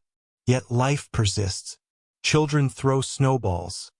Adults exchange wry jokes, and everyone endures together. Humor is a subtle, necessary companion to hardship, threading through each action and conversation. Inside the house, chores continue in deliberate rhythm. Laundry hangs near the hearth, patched clothing accumulates, and broth simmers gently, filling the room with warmth. The goat shifts in the corner, radiating heat and silent companionship. Someone hums softly while sewing, creating a rhythm that blends with crackling fire and murmured conversation. Evening falls with deliberate slowness. Bricks are reheated, fire pots tucked beneath blankets, and the family gathers to share warmth, meals, and stories. Tales of frozen rivers and vineyards, of small triumphs and absurd survival strategies, are retold with humor and pride. You curl beneath layers of straw, listening to the gentle rhythm of the household. Outside, the wind scratches at the shutters, but inside, warmth, ingenuity, and persistence dominate, lulling you into sleep. Dawn arrives pale and hesitant, the world muted under a blanket of frost. You awaken, straw crackling beneath you, brick at your feet offering a steady, comforting heat. Outside, snow drifts lazily across rooftops and streets, and the faint clop of hooves or crunch of boots marks the slow stirring of the village. You breathe deeply, savoring the quiet persistence of life in the frozen world around you. Historical fact: during the extreme winter of 1709, canals and rivers across Europe froze solid, disrupting trade, communication, and daily subsistence. Villagers relied on ingenuity, community effort, and sheer stubbornness to maintain survival in a season that tested the limits of human endurance. You wrap in layers and step outside, noticing a woman carrying a clay pot of glowing coals under her cloak, a mobile hearth in miniature. Children dart across icy lanes, cheeks bright with cold and exhilaration, while adults watch with quiet amusement and gentle admonitions. Small joys punctuate the harsh rhythm of life, each act of play or laughter a subtle defiance against frost. An obscure cultural habit: some households place dried herbs or onions near beds, believing it would ward off cold, illness, or bad luck. Scholars still debate the reasoning: superstition, practicality, or a combination. But the scent offers comfort, however faint, blending warmth with ritual. You inhale quietly, appreciating the subtle humanity in such odd traditions. At the market, merchants display hardened loaves, frozen vegetables, and brittle fish. A man offers a concoction meant to prevent frostbite, and a child tests it reluctantly, grimacing while eliciting soft laughter from nearby adults. Humor intertwines seamlessly with survival, easing tension and offering perspective in a harsh world. Inside homes, the rhythm of chores continues. Laundry dries by the fire, clothing is patched meticulously, and broth simmers, filling rooms with warmth and faint aroma. The goat shifts lazily, exhaling soft heat, an understated companion in human endurance. Evening arrives slowly, fire bricks are reheated, blankets adjusted, and the household gathers, sharing warmth, meals, and stories. Tales of frozen rivers, lost vineyards, and improbable feats are embroidered with humor and quiet pride. You curl beneath layers, listening to the gentle rustle of straw, crackle of fire, and soft hums of human resilience. Outside, the wind scratches at the shutters, but inside, warmth, humor, and survival dominate, carrying you gently into sleep. The day begins with a muted glow, as though the sun itself is hesitant to rise fully, wary of the frost-bound world below. You stir beneath your blankets, the straw rustling softly under your weight, and hug the warm brick at your feet. Outside, snow drifts lazily across the streets, catching in windowsills and curling around doorframes. The air is crisp, quiet except for the occasional distant crunch of boots on frozen ground, and the faint whistle of wind through chimneys. You inhale, savoring the cold's sharp clarity before stepping out into the muted brilliance of morning. Historical fact: the winter of 1709 was infamous across Europe for killing large portions of livestock, freezing rivers, and destroying crops. Families were forced to ration food, stretch fuel, and innovate in ways that we today might call both brilliant and absurd. Survival was an art of improvisation and stubbornness. Bundled in multiple layers, you step onto the street. A woman passes by, a clay pot of glowing coals hidden under her shawl, like a portable hearth carried with quiet pride. Children dart across icy lanes, shrieking and laughing, cheeks rosy from the cold. Adults watch with quiet amusement, occasionally interjecting with gentle admonishments or dry humor. Life persists, inventive, resilient, and tinged with absurdity. A peculiar cultural detail: in some northern European villages, small clay figurines were placed near beds to ward off cold spirits or misfortune. Scholars still debate whether this was superstition, early folk medicine, or both, but the ritual seems to have offered psychological comfort, an intangible warmth in addition to physical measures. You glance at your brick, thinking that both work in their own way. The market hums with subdued activity. Loaves are small, dense, and sometimes mixed with acorn or chestnut powder. Vegetables are shriveled. Fish are frozen. Children play among the stalls, throwing snowballs and laughing, while adults trade dry jokes and subtle smiles. Humor threads through survival, offering tiny reprieves from the relentlessness of frost. Inside, chores unfold in slow, measured rhythm. Laundry dries by the fire, patched clothing accumulates, and broth simmers gently. The goat shifts in its corner, radiating warmth like a steadfast companion. Someone hums softly while sewing, blending melody with necessity. The household functions as a small ecosystem of persistence, ingenuity, and quiet community. Evening stretches long shadows across snow-laden streets. Fire bricks are reheated and tucked beneath blankets. Firepots glow faintly in corners, and families gather together. Stories of frozen rivers, lost crops, and improbable feats are retold, interwoven with humor, embellishment, and quiet pride. You curl into layers of straw and blankets, listening to the gentle symphony of survival. Crackling fire, soft snuffles from the goat, murmured laughter. Outside, wind scratches at the shutters, but inside, warmth, resilience, and persistence dominate, lulling you gently into sleep. Morning filters through frost-laced windows with a pale, tentative light.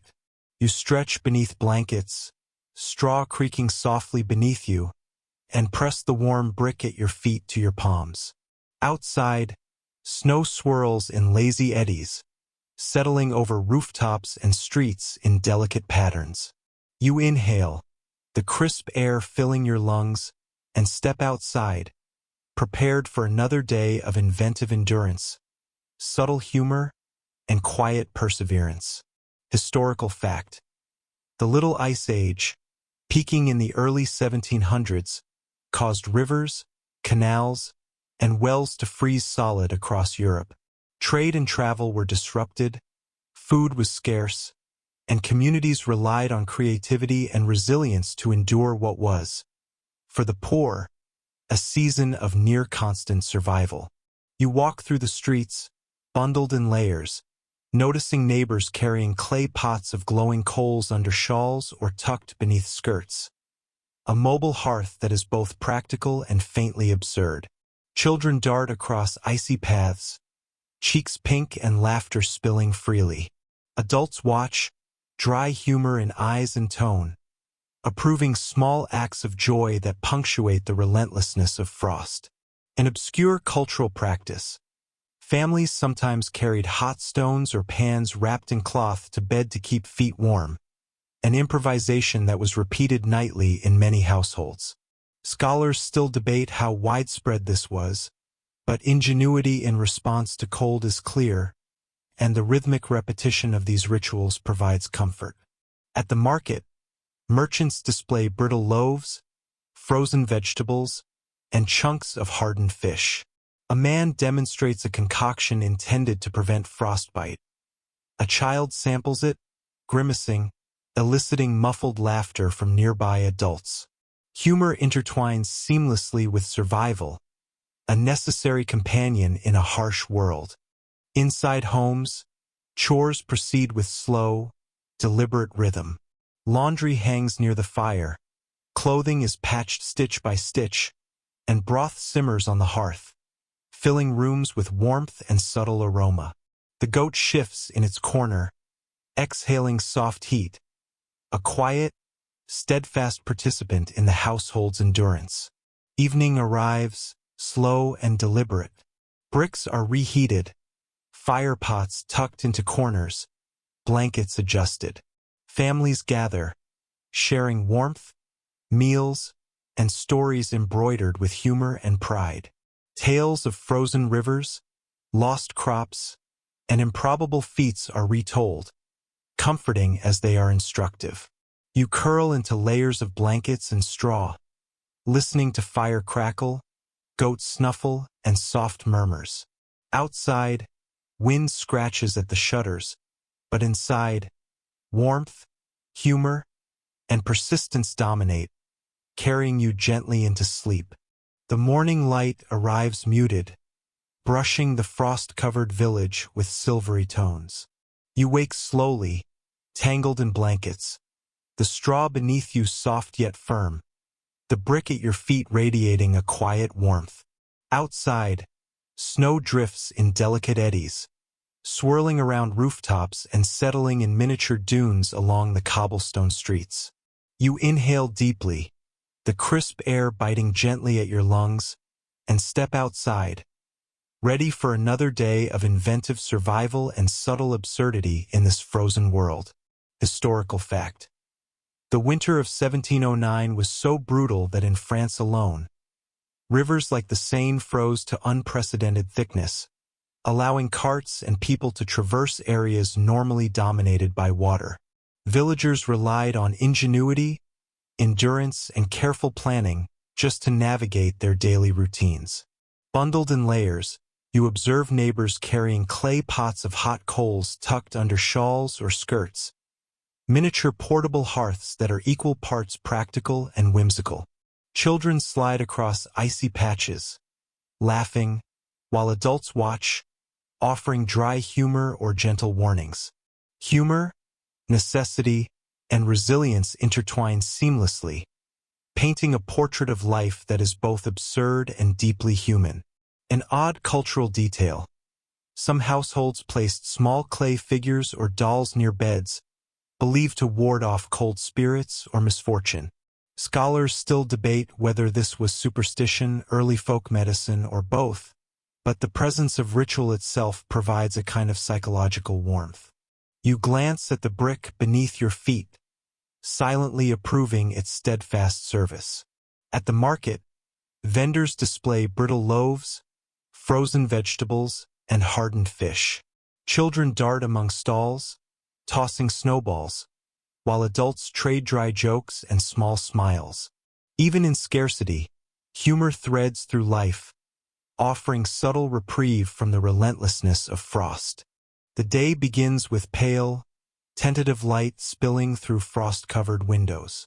You awaken, straw rustling softly beneath you, and hug the warm brick at your feet, a small but persistent source of comfort. Outside, snow swirls lazily, settling on rooftops and cobbled streets, the world hushed and glimmering in muted silver. You inhale deeply, savoring both the sharp clarity of the cold and the gentle warmth emanating from the hearth. Another day of frost, endurance, and small inventions begins. Historical fact: across Europe during the winter of 1709, canals and rivers froze solid, disrupting communication, trade, and the delivery of essential goods. Villagers relied on creative improvisation, using frozen waterways for transport, heating homes with bricks and coals, and rationing food meticulously to survive. Wrapped in multiple layers, you step outside. A woman carries a clay pot of glowing coals under her cloak, a miniature, mobile hearth. Children dart across icy streets, cheeks bright, laughter escaping despite the cold. Adults shuffle along, offering dry humor, occasional gentle admonitions, and small smiles. Necessity and invention mingle with resilience and humor. A quirky cultural tidbit: some northern households stuffed boots or hats with straw to retain heat, a primitive yet effective method of insulation. Scholars still debate the prevalence of this practice, but its ingenuity is clear, offering a subtle blend of practicality and whimsy. You imagine entire rows of straw-topped boots marching across the streets. At the market, vendors offer brittle loaves, frozen vegetables, and hardened fish. One man demonstrates a herbal concoction meant to prevent frostbite. A child tests it with grimace and laughter, bringing muted amusement to nearby adults. Humor threads through hardship, a quiet companion to endurance. Inside homes, Chores continue with measured rhythm. Laundry hangs near the fire, clothing is patched meticulously, and broth simmers slowly, filling the air with warmth and aroma. The goat shifts, exhaling soft heat, a steady presence in the household ecosystem. Gentle humming accompanies sewing, stirring, and tending, creating a rhythm that defines domestic life in frost-bound conditions. Evening descends with deliberate slowness. Bricks are reheated, blankets adjusted, and families gather together. Tales of frozen rivers, lost vineyards, and improbable feats are shared, embroidered with humor and pride. You curl beneath layers of straw and blankets, listening to crackling fire, snuffling goat, and quiet voices. Outside, wind scratches at the shutters, but inside, warmth, ingenuity, and resilience dominate, carrying you softly into sleep. The morning drifts in slowly, light filtered through frost-encrusted windows, painting the village in muted silver and gray. You wake beneath your blankets, straw rustling softly, and hug the brick at your feet, still warm from the night. Outside, the wind whispers over rooftops and curls delicate patterns across the streets. You take a deep breath, the cold sharp yet invigorating, and step outside, prepared for another day of frost, ingenuity, and quiet absurdity. Historical fact: the winter of 1709 caused widespread famine across Europe, particularly in France, Germany, and Italy. Crops failed, livestock perished, and communities faced harsh choices daily. Survival required cleverness, adaptability, and a surprising tolerance for discomfort that modern comforts make hard to imagine. Bundled in layers, you observe neighbors carrying clay pots of glowing coals beneath shawls or skirts, their personal hearths moving with a kind of dignified absurdity. Children dart across icy lanes, cheeks flushed with cold and excitement, laughing despite frost's relentless grip. Adults watch with gentle smiles, offering quiet commentary or dry humor. Life persists through adaptation, inventiveness, and subtle comedy. A curious cultural note: in some German villages, small dolls or figurines were placed near beds to absorb the cold or ward off bad luck. Scholars still debate whether this was superstition or early folk psychology, but the effect on morale and perception of warmth is undeniable. You glance at your brick and think it works just as well. At the market, vendors display frozen vegetables, hardened fish, and brittle loaves, some mixed with acorns or chestnuts to stretch scarce flour. Children dart between stalls, tossing snowballs and giggling, while adults exchange dry jokes, punctuating survival with subtle humor. Scarcity and invention coexist, making ordinary life both challenging and unexpectedly whimsical. Inside homes, chores unfold in deliberate rhythm. Laundry hangs near the fire, patched clothing accumulates, and broth simmers, filling the room with warmth. The goat shifts in its corner, a constant, reliable source of heat. Someone hums softly while sewing, adding melody to domestic labor. Each movement, each sound contributes to a slow, comforting rhythm of survival. Evening falls gradually, shadows stretching across streets blanketed in snow. Fire bricks are reheated, blankets adjusted, and families gather to share warmth and stories. Tales of frozen rivers, lost crops, and inventive survival are retold, embroidered with humor, pride, and embellishment. You curl beneath blankets and straw, listening to fire crackle, goat snuffle, and murmured laughter. Outside, the wind scratches at shutters, but inside, warmth, ingenuity, and human resilience dominate, carrying you softly into sleep. The dawn is pale and hesitant, light sifting through frost-laced windows with a quiet, diffused glow. You wake, straw shifting under you, and clutch the brick at your feet, still warm and comforting. Outside, snow drifts lazily over rooftops and streets, sculpted by wind into ephemeral patterns. You inhale deeply, savoring the crisp clarity of the air and the quiet persistence of life, before stepping out into the muted brilliance of the frozen village. Historical fact: across Europe, frozen rivers during the winter of 1709 became makeshift roads for carts and pedestrians alike.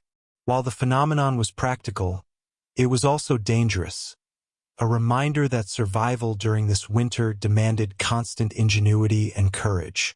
Wrapped in layers and paper insulation, you step into the streets. A woman walks past, carrying a clay pot of glowing coals beneath her cloak, a miniature mobile hearth. Children dart across icy lanes, laughter spilling freely despite the biting cold. Adults watch with gentle amusement and occasional wry remarks.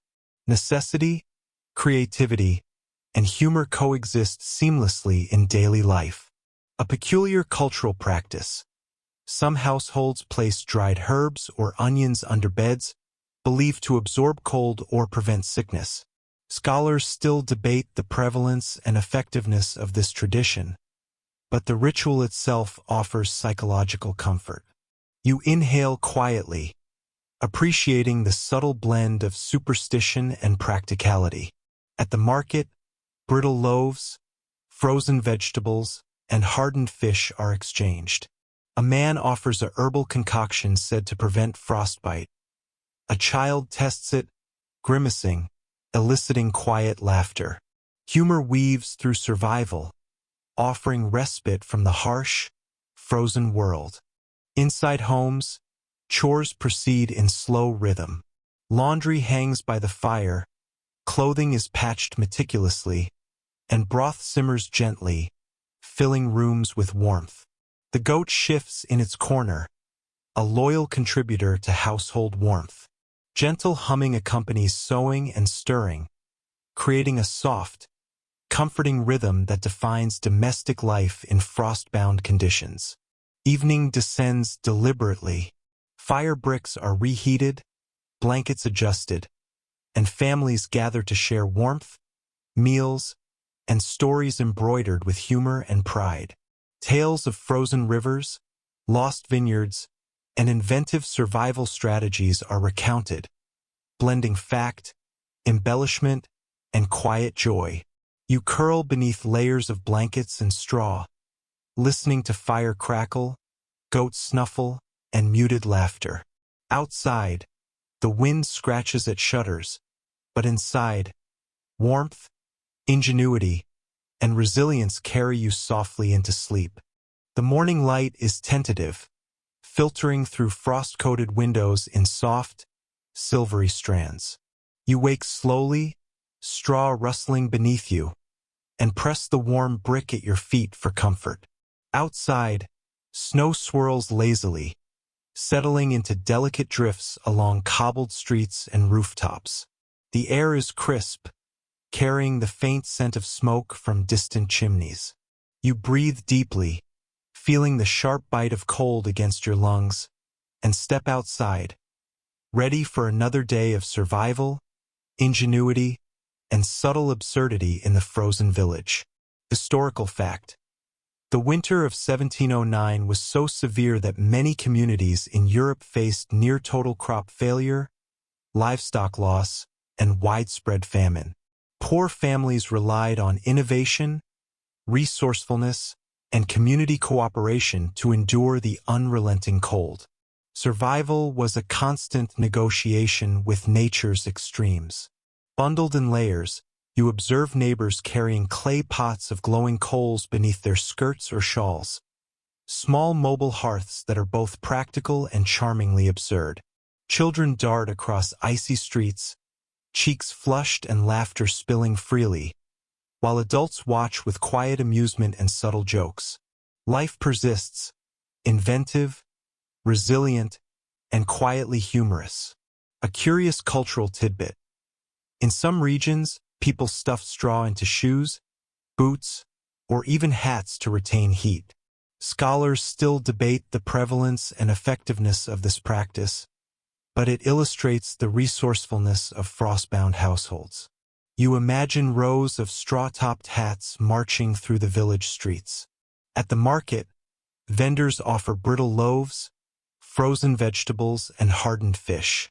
Children throw snowballs among the stalls while adults trade wry comments and gentle laughter. Humor threads through scarcity, offering tiny reprieves from relentless frost. Inside homes, chores continue in a steady rhythm. Laundry dries near the fire, patched clothing accumulates, and broth simmers gently. The goat shifts, exhaling warmth, a loyal companion in the household ecosystem. Someone hums softly while sewing, blending melody with practical labor. Each action contributes to the slow, comforting rhythm of survival. Evening stretches its long shadows across the snow-blanketed village. Bricks are reheated, blankets adjusted, and families gather together. Stories of frozen rivers, lost crops, and inventive survival strategies are retold, embroidered with humor and pride. You curl beneath layers of straw and blankets, listening to crackling fire, snuffling goat, and quiet murmurs. Outside, wind scratches at shutters, but inside, warmth, ingenuity, and resilience dominate, guiding you gently into sleep. The dawn arrives pale and hesitant, light filtering through frost-laced windows like gentle brushstrokes on a muted canvas. You awaken slowly, straw shifting beneath you, and clutch the brick at your feet, still radiating comforting warmth. Outside, snow drifts lazily, settling over rooftops and streets, the village hushed yet alive with subtle motion. You breathe deeply, savoring the crisp clarity of the air and the comforting rhythm of daily life, before stepping into the frozen streets. Historical fact: in 1709, frozen rivers across Europe became impromptu roads for pedestrians and carts, facilitating necessary travel despite dangerous conditions. Villagers adapted daily routines to survive, relying on creativity, cooperation, and resilience in the face of relentless frost. Wrapped in layers and paper insulation, you step outside. A woman passes with a clay pot of glowing coals beneath her cloak, a miniature mobile hearth. Children dart across icy lanes, cheeks pink from exertion and cold, laughter cutting through the silence. Adults watch with quiet amusement, offering dry humor and gentle guidance. Life continues, inventive, resilient, and threaded with subtle absurdity. A peculiar cultural habit.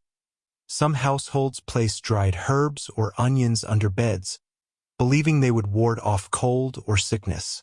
Scholars still debate the practice's effectiveness, but the ritual provided psychological comfort and a sense of control in a world dominated by frost. You inhale quietly, appreciating the subtle humanity of these traditions. At the market, merchants offer frozen vegetables, brittle loaves, and hardened fish. A man demonstrates a concoction meant to prevent frostbite. A child tastes it, grimaces, and provokes quiet laughter. Humor intertwines seamlessly with survival, offering brief respite from the harshness of winter. Inside homes, chores continue with steady rhythm. Laundry hangs near the fire, clothing is patched meticulously, and broth simmers, filling rooms with warmth. The goat shifts in its corner, exhaling soft heat, a loyal presence in the household. Gentle humming accompanies sewing, stirring, and tending, creating a comforting rhythm that defines domestic life. Evening arrives slowly. Bricks are reheated, blankets adjusted, and families gather, sharing warmth, meals, and stories embroidered with humor and quiet pride. Tales of frozen rivers, lost crops, and improbable feats circulate, blending fact, exaggeration, and subtle amusement. You curl beneath layers of straw and blankets, listening to fire crackle, goat snuffle, and muted laughter. Outside, wind scratches at shutters, but inside, warmth, ingenuity, and persistence carry you softly into sleep. Morning creeps in with muted light, as though even the sun hesitates before entering this frost-bound world. You stir beneath the blankets, straw rustling softly, and hug the brick at your feet, a comforting anchor of warmth. Outside, snow swirls gently, settling into soft drifts along rooftops and streets. The air is crisp, carrying the faint tang of smoke and the subtle promise of another day of survival, creativity, and absurd small joys. Historical fact: in many European villages during the winter of 1709, people relied on portable heat sources like fire bricks or clay pots of coals, as conventional heating was either insufficient or completely unavailable. The poor developed practical inventions out of sheer necessity, often combining ingenuity with a touch of absurdity. You wrap in layers and step outside. A woman passes with a clay pot tucked beneath her cloak, like a mobile hearth in motion. Children dash across icy lanes, laughter spilling through the frosty air, cheeks glowing bright pink. Adults watch with dry humor, issuing gentle warnings and small jokes. Life persists through creativity, resilience, and subtle amusement. A peculiar cultural tidbit: some northern households would place straw-filled slippers or hats near beds to keep warmth close at night. Scholars still debate how widespread this practice was, but it highlights both resourcefulness and whimsy in daily life. You glance at your own brick, thinking it works just as well.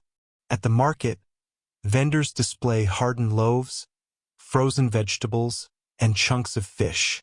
Children play among the stalls, throwing snowballs, while adults trade wry remarks and soft laughter. Humor threads through scarcity, offering small but vital relief from the relentless cold. Back at home, chores continue with measured rhythm. Laundry dries near the fire, clothing is patched carefully, and broth simmers on the hearth. The goat shifts in the corner, exhaling warmth, a steadfast companion in this ecosystem of survival. Gentle humming accompanies sewing and stirring, creating a comforting, deliberate cadence. Evening descends slowly.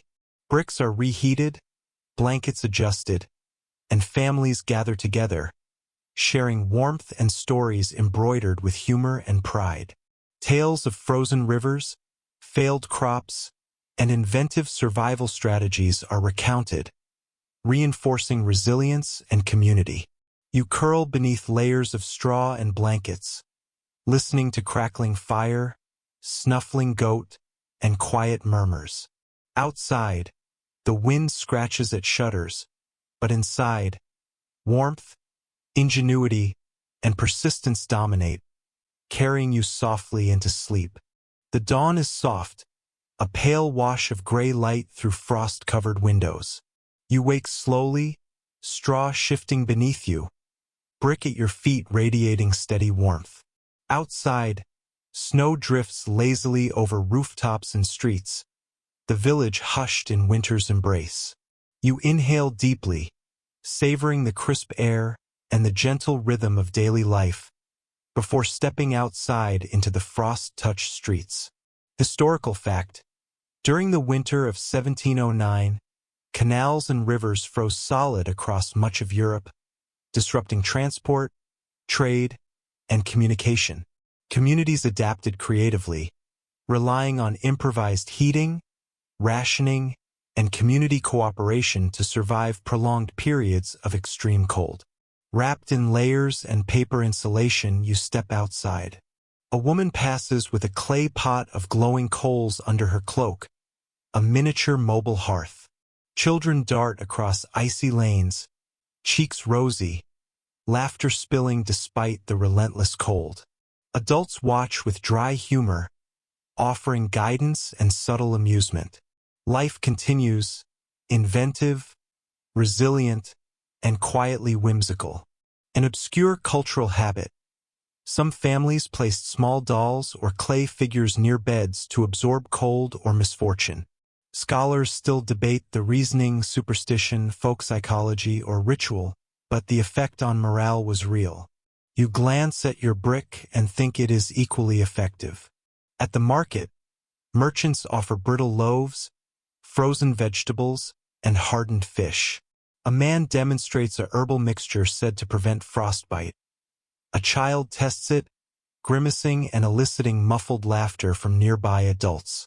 Humor threads naturally through survival, lightening the relentless burden of frost. Inside homes, chores unfold with quiet rhythm. Laundry dries by the fire, clothing is patched stitch by stitch, and broth simmers gently. The goat shifts, exhaling warmth, a loyal participant in household life. Gentle humming accompanies sewing and stirring, creating a comforting cadence. Evening falls deliberately. Bricks are reheated, blankets adjusted, and families gather to share warmth, meals, and stories. Tales of frozen rivers, lost crops, and ingenious survival strategies circulate, interwoven with humor and pride. You curl beneath layers of straw and blankets, listening to fire crackle, goats snuffle, and soft voices. Outside, wind scratches at shutters, but inside, warmth, humor, and resilience carry you gently into sleep.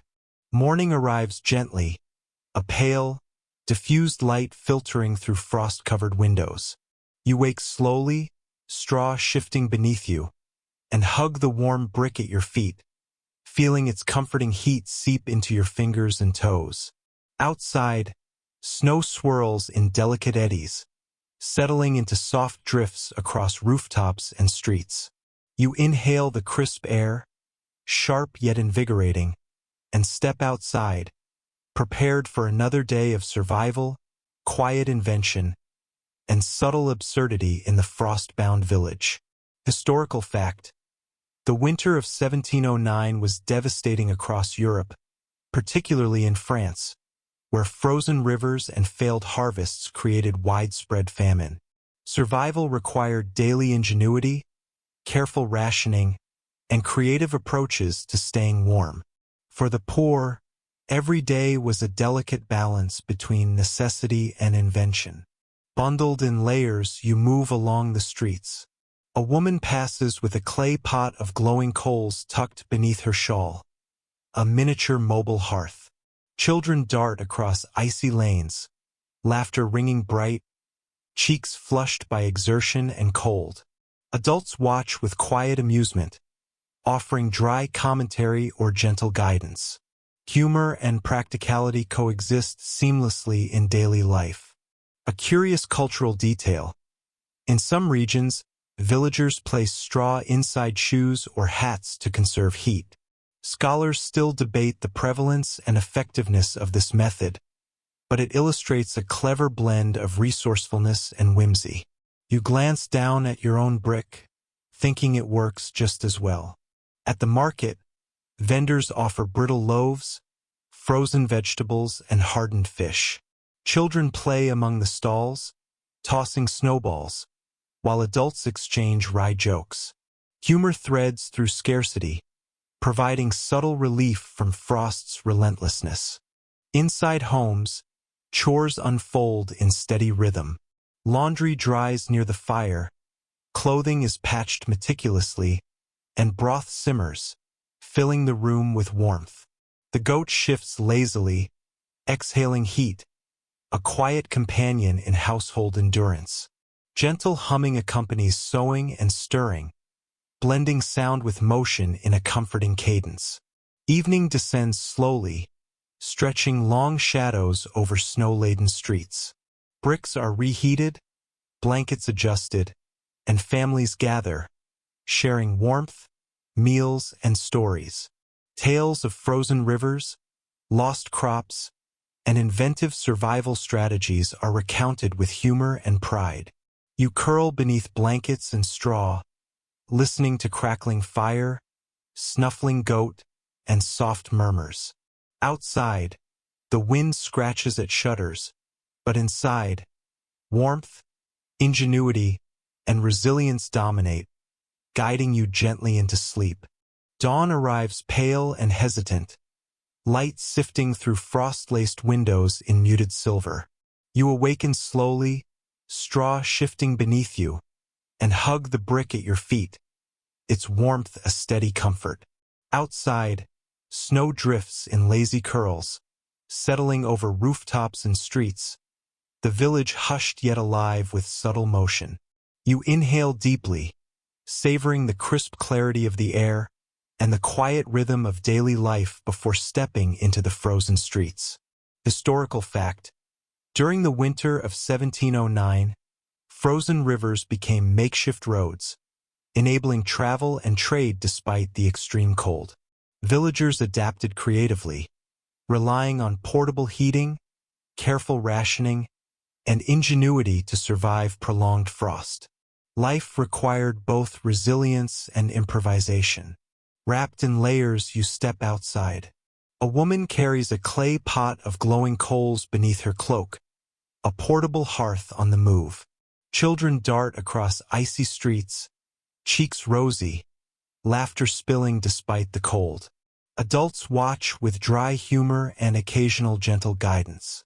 Necessity, resourcefulness, and subtle humor intertwine seamlessly in daily life. An obscure cultural practice. Families sometimes placed small dolls or clay figures near beds, believed to absorb cold or misfortune. Scholars still debate whether this was superstition or early folk psychology, but the ritual clearly offered psychological comfort. You glance at your brick, appreciating its quiet, steady reliability. At the market, vendors display frozen vegetables, hardened fish, and brittle loaves. A man demonstrates a concoction intended to prevent frostbite. A child tastes it with grimace and elicited laughter from nearby adults.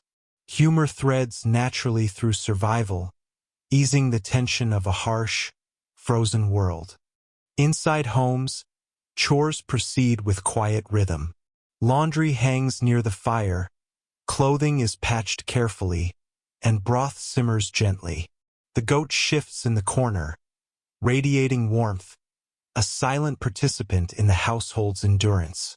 Gentle humming accompanies sewing, stirring, and tending, creating a soft, comforting cadence. Evening falls gradually. Bricks are reheated, blankets adjusted, and families gather to share warmth, meals, and stories.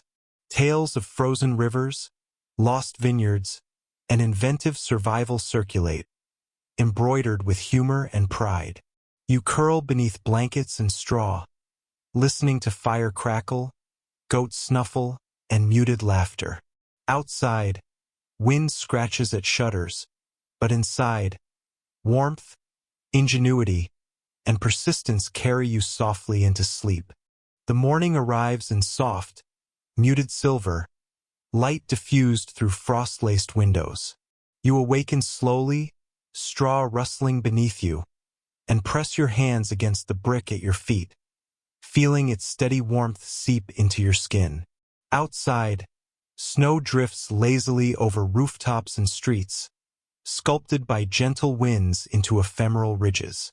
The air is crisp and clear, carrying the faint scent of smoke from distant chimneys. You breathe deeply, savoring the sharp bite of frost before stepping out into another day of survival, subtle ingenuity, and quiet absurdity. Historical fact: during the winter of 1709, many European villages faced catastrophic livestock losses and crop failures. For the poor, every day was a careful negotiation with the elements, requiring resourcefulness, endurance, and often improvised heating methods. Bundled in layers, you walk through the village streets. A woman passes with a clay pot of glowing coals tucked beneath her cloak, a portable hearth moving gracefully with her. Children dart across icy lanes, cheeks pink and laughter spilling, while adults watch with quiet amusement and dry humor. Life persists, inventive, resilient, and laced with subtle absurdity. A curious cultural tidbit. Some households in Northern Europe stuffed straw into hats or slippers to retain heat during sleep. Scholars still debate how widespread this practice was, but it demonstrates clever, low-tech solutions to extreme cold. You glance at your own brick, thinking it works just as well. At the market, vendors display frozen vegetables, hardened fish, and brittle loaves. Children throw snowballs among the stalls while adults exchange wry jokes. Humor threads through daily life, providing small relief from frost's relentlessness. Inside homes, chores continue with steady rhythm. Laundry hangs near the fire, clothing is patched meticulously, and broth simmers, filling the air with warmth. The goat shifts in its corner, exhaling heat, a silent companion in human endurance. Someone hums softly while sewing, blending melody with practical labor, creating a gentle cadence that defines domestic life. Evening falls slowly. Bricks are reheated, blankets adjusted, and families gather to share warmth and stories. Tales of frozen rivers, lost crops, and inventive survival strategies are retold, embroidered with humor and pride. You curl beneath blankets and straw, listening to fire crackle, goats snuffle, and quiet murmurs. Outside, wind scratches at shutters, but inside, warmth, ingenuity, and persistence dominate, carrying you gently into sleep. Dawn spreads pale light through frost-encrusted windows. You awaken slowly, straw shifting beneath you, and hug the brick at your feet, feeling its comforting heat seep through your socks. Outside, snow drifts in lazy curls, settling over rooftops and streets, painting the village in muted silver. You inhale the crisp air, savoring the quiet rhythm of life, before stepping out into the frost-bound streets for another day of endurance, ingenuity, and subtle humor. Historical fact: the severe winter of 1709 froze rivers and canals across Europe, disrupting trade, communication, and daily life. Villagers adapted with creative heating methods, rationed food carefully, and relied on community support to survive the relentless cold. Wrapped in multiple layers, you step outside. A woman passes, carrying a clay pot of glowing coals beneath her cloak, a miniature mobile hearth. Children dart across icy lanes, cheeks rosy, laughter spilling despite frost's grip. Adults watch with dry amusement, issuing gentle guidance and subtle jokes. Life continues, inventive, resilient, and faintly whimsical. An obscure cultural practice. Some families placed small dolls or clay figures near beds to ward off cold or misfortune. Scholars still debate whether this was superstition, folk psychology, or ritual, but the comfort it brought is undeniable. You glance at your brick, appreciating its quiet, dependable warmth.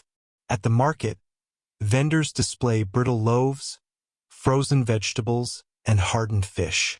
A man demonstrates a herbal concoction said to prevent frostbite. A child tastes it, grimacing, bringing quiet laughter from nearby adults. Humor threads naturally through life, easing the relentless pressure of frost. Inside homes, chores unfold with deliberate rhythm. Laundry dries near the fire, clothing is patched with care, and broth simmers gently. The goat shifts in its corner, exhaling steady warmth. Gentle humming accompanies sewing and stirring, blending melody with domestic labor. Evening descends slowly. Bricks are reheated, blankets adjusted, and families gather, sharing warmth, meals, and stories. Tales of frozen rivers, lost crops, and inventive survival strategies circulate, embroidered with humor and pride. You curl beneath layers of straw and blankets, listening to fire crackle, goats snuffle, and soft voices. Outside, wind scratches at shutters, but inside, warmth, ingenuity, and persistence carry you softly into sleep. Morning creeps in like a quiet, cautious guest, pale light sifting through frost-laced windows. You stir beneath blankets, straw shifting softly, and press the brick at your feet, soaking in its steady warmth. Outside, snow drifts lazily over rooftops and streets, sculpted into ephemeral ridges by the wind. You breathe deeply, savoring the crispness of the air and the comforting rhythm of daily life, before stepping out into the frost-bound village. Historical fact: during the extreme winter of 1709, many European villages faced near-total crop failure, livestock loss, and food scarcity. Survival demanded careful planning, inventive heating methods, and resilience that bordered on heroism, particularly among the poor. Bundled in layers, you walk along the streets. A woman passes carrying a clay pot of glowing coals beneath her cloak, a portable hearth that moves gracefully with her. Children dart across icy lanes, laughter spilling freely, cheeks flushed with exertion and cold. Adults watch with gentle amusement, offering dry remarks or small guidance. Life continues, inventive, resilient, and threaded with subtle humor. A curious cultural detail: some households place straw inside hats or slippers to trap heat during sleep. Scholars still debate the prevalence and effectiveness of this practice, but it highlights clever, low-tech solutions to extreme cold. You glance at your brick and think it works just as well. At the market, vendors display frozen vegetables, hardened fish, and brittle loaves, sometimes stretched with acorns or chestnuts. Children throw snowballs among the stalls, while adults exchange wry jokes and quiet laughter. Humor weaves through daily survival, offering small, vital relief from frost's relentlessness. Inside homes, chores proceed with deliberate rhythm. Laundry dries near the fire, clothing is patched meticulously, and broth simmers gently. The goat shifts in its corner, exhaling soft heat, a quiet companion in the household ecosystem. Gentle humming accompanies sewing and stirring, creating a comforting cadence. Evening descends slowly. Bricks are reheated, blankets adjusted, and families gather, sharing warmth, meals, and stories. Tales of frozen rivers, lost crops, and ingenious survival strategies are retold, embroidered with humor and pride.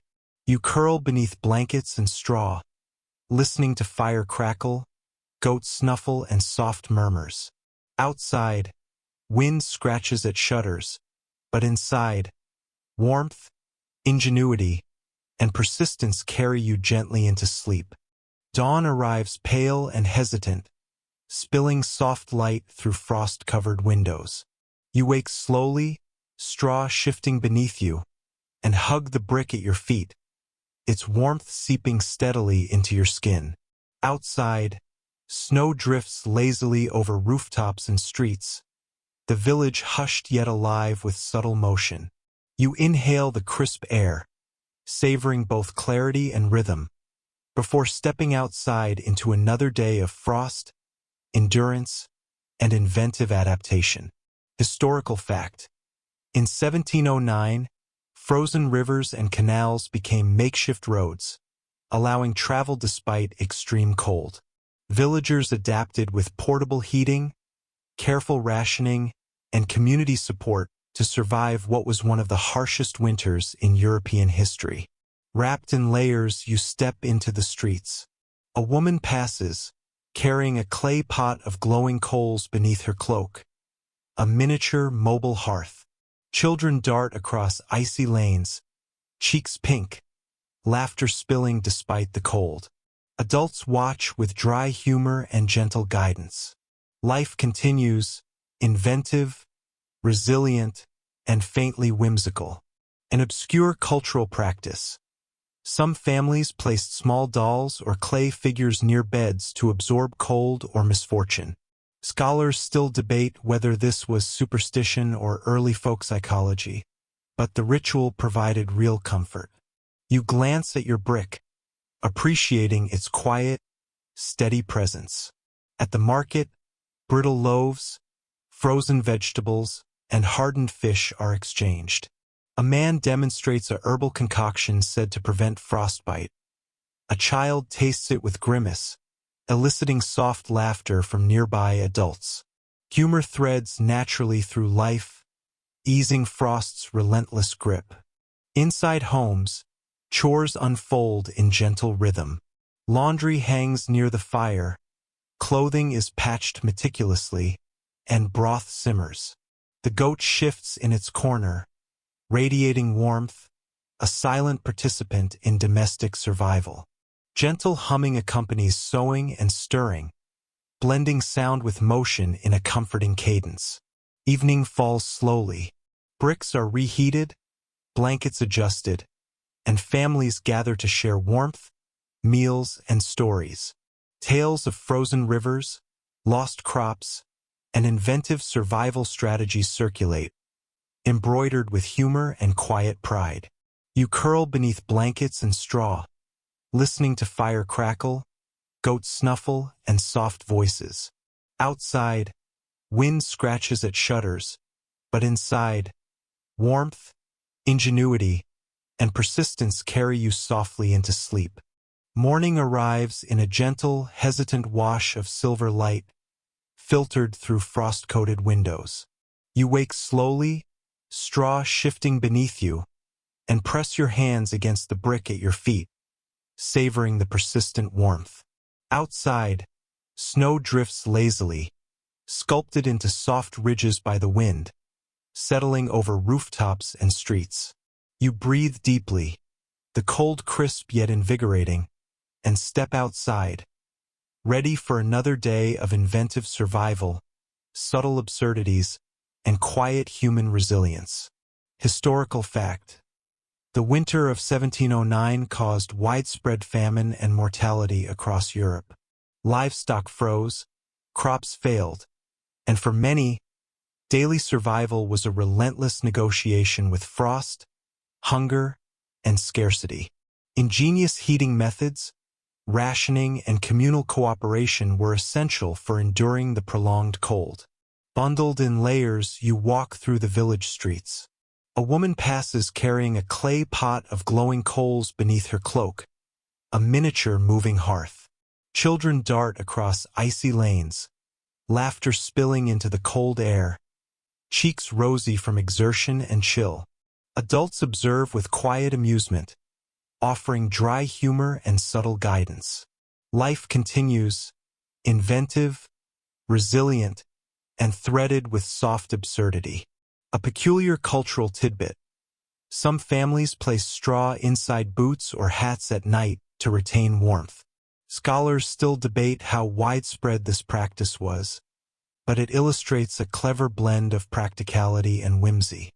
You glance at your brick, appreciating its steadfast service. At the market, vendors offer brittle loaves, frozen vegetables, and hardened fish. Children toss snowballs, while adults exchange wry jokes and quiet laughter.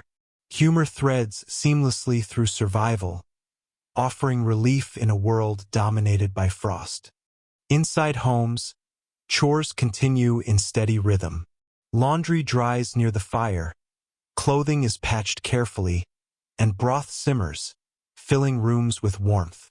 The goat shifts in its corner, exhaling soft heat. Gentle humming accompanies sewing and stirring, creating a comforting cadence in daily life. Evening arrives slowly. Bricks are reheated, blankets adjusted, and families gather to share warmth, meals, and stories. Tales of frozen rivers, lost crops, and inventive survival circulate, embroidered with humor and pride. You curl beneath layers of blankets and straw, listening to fire crackle, goat snuffle, and soft murmurs.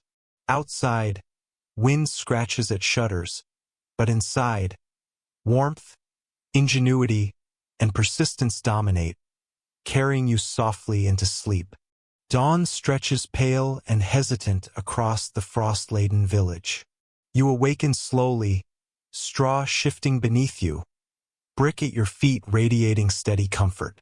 Outside, snow drifts curl and swirl in lazy, silent motion. The world is hushed yet alive, every frozen street and rooftop a testament to endurance and ingenuity. You inhale deeply, savoring the crisp clarity of the air and the gentle rhythm of life in this frost-bound village. Historical fact: 1709 remains one of the coldest winters recorded in European history, with frozen rivers, crop failures, and widespread famine. Communities endured through inventive heating methods, meticulous rationing, and shared human resilience, facing each day with subtle courage and quiet humor. Wrapped in layers, you step outside. A woman carries a clay pot of glowing coals beneath her cloak, a portable hearth in motion. Children dart across icy lanes, cheeks bright with cold and exertion, laughter spilling despite frost's grip. Adults watch with gentle humor and occasional guidance. Life continues, inventive, resilient, and threaded with whimsical persistence. An obscure cultural practice. Families often placed small clay figures near beds, thought to ward off cold or misfortune. Scholars still debate whether this was superstition or early folk psychology, but it clearly provided comfort. You glance at your brick, appreciating its quiet, steadfast service. At the market, merchants display brittle loaves, frozen vegetables, and hardened fish. A man demonstrates a herbal concoction intended to prevent frostbite. A child tastes it, grimacing, eliciting quiet laughter. Humor interlaces survival, easing the relentless pressure of winter. Inside homes, chores unfold in gentle rhythm. Laundry dries near the fire, clothing is patched meticulously, and broth simmers, filling rooms with warmth.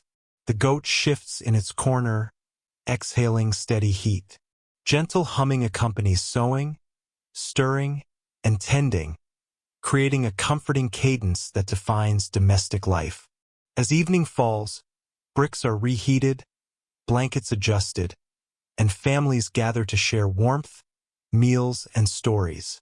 Tales of frozen rivers, failed crops, inventive survival, and small triumphs circulate, embroidered with humor, pride, and quiet resilience. You curl beneath layers of straw and blankets, listening to fire crackle, goat snuffle, and soft murmurs. Outside, the wind continues its gentle scratching at the shutters, but inside the village houses, a soft cocoon of warmth envelopes everything. Fire crackles in hearths, breathing a steady, comforting rhythm. The smell of simmering broth and patched clothing mingles with the subtle aroma of straw and dried herbs, forming a sensory tapestry that hums quiet reassurance. You feel the layers of blankets and straw settle around you, the brick's residual warmth seeping steadily into your fingers and toes, each breath a gentle tide of comfort. The faint laughter of children echoes from memory, mingling with the soft hums of adults, a delicate soundtrack of endurance. Outside, snow drifts curl in slow, deliberate spirals, sculpted by invisible hands. The village is still, yet alive with persistence, with ingenious warmth, with quiet absurdity that softens the world. Every frozen street, every improvised hearth, every straw-filled hat tells a story of survival, humor, and subtle triumph. You feel yourself sink into this rhythm, each moment stretching gently, a slow unfolding of warmth and safety. The cold world beyond the windows seems distant, softened by layers of resilience, human ingenuity, and gentle humor. Your eyelids grow heavy as the household's cadence swells and fades, a lullaby of crackling fire, snuffling goat, and whispered stories. You exhale, sinking further into blankets and straw, your body and mind drifting, carried softly on the quiet, enduring heartbeat of this frost-bound village. The snow outside glimmers faintly under moonlight, each flake a reminder of survival, warmth, and the enduring, subtle poetry of daily life.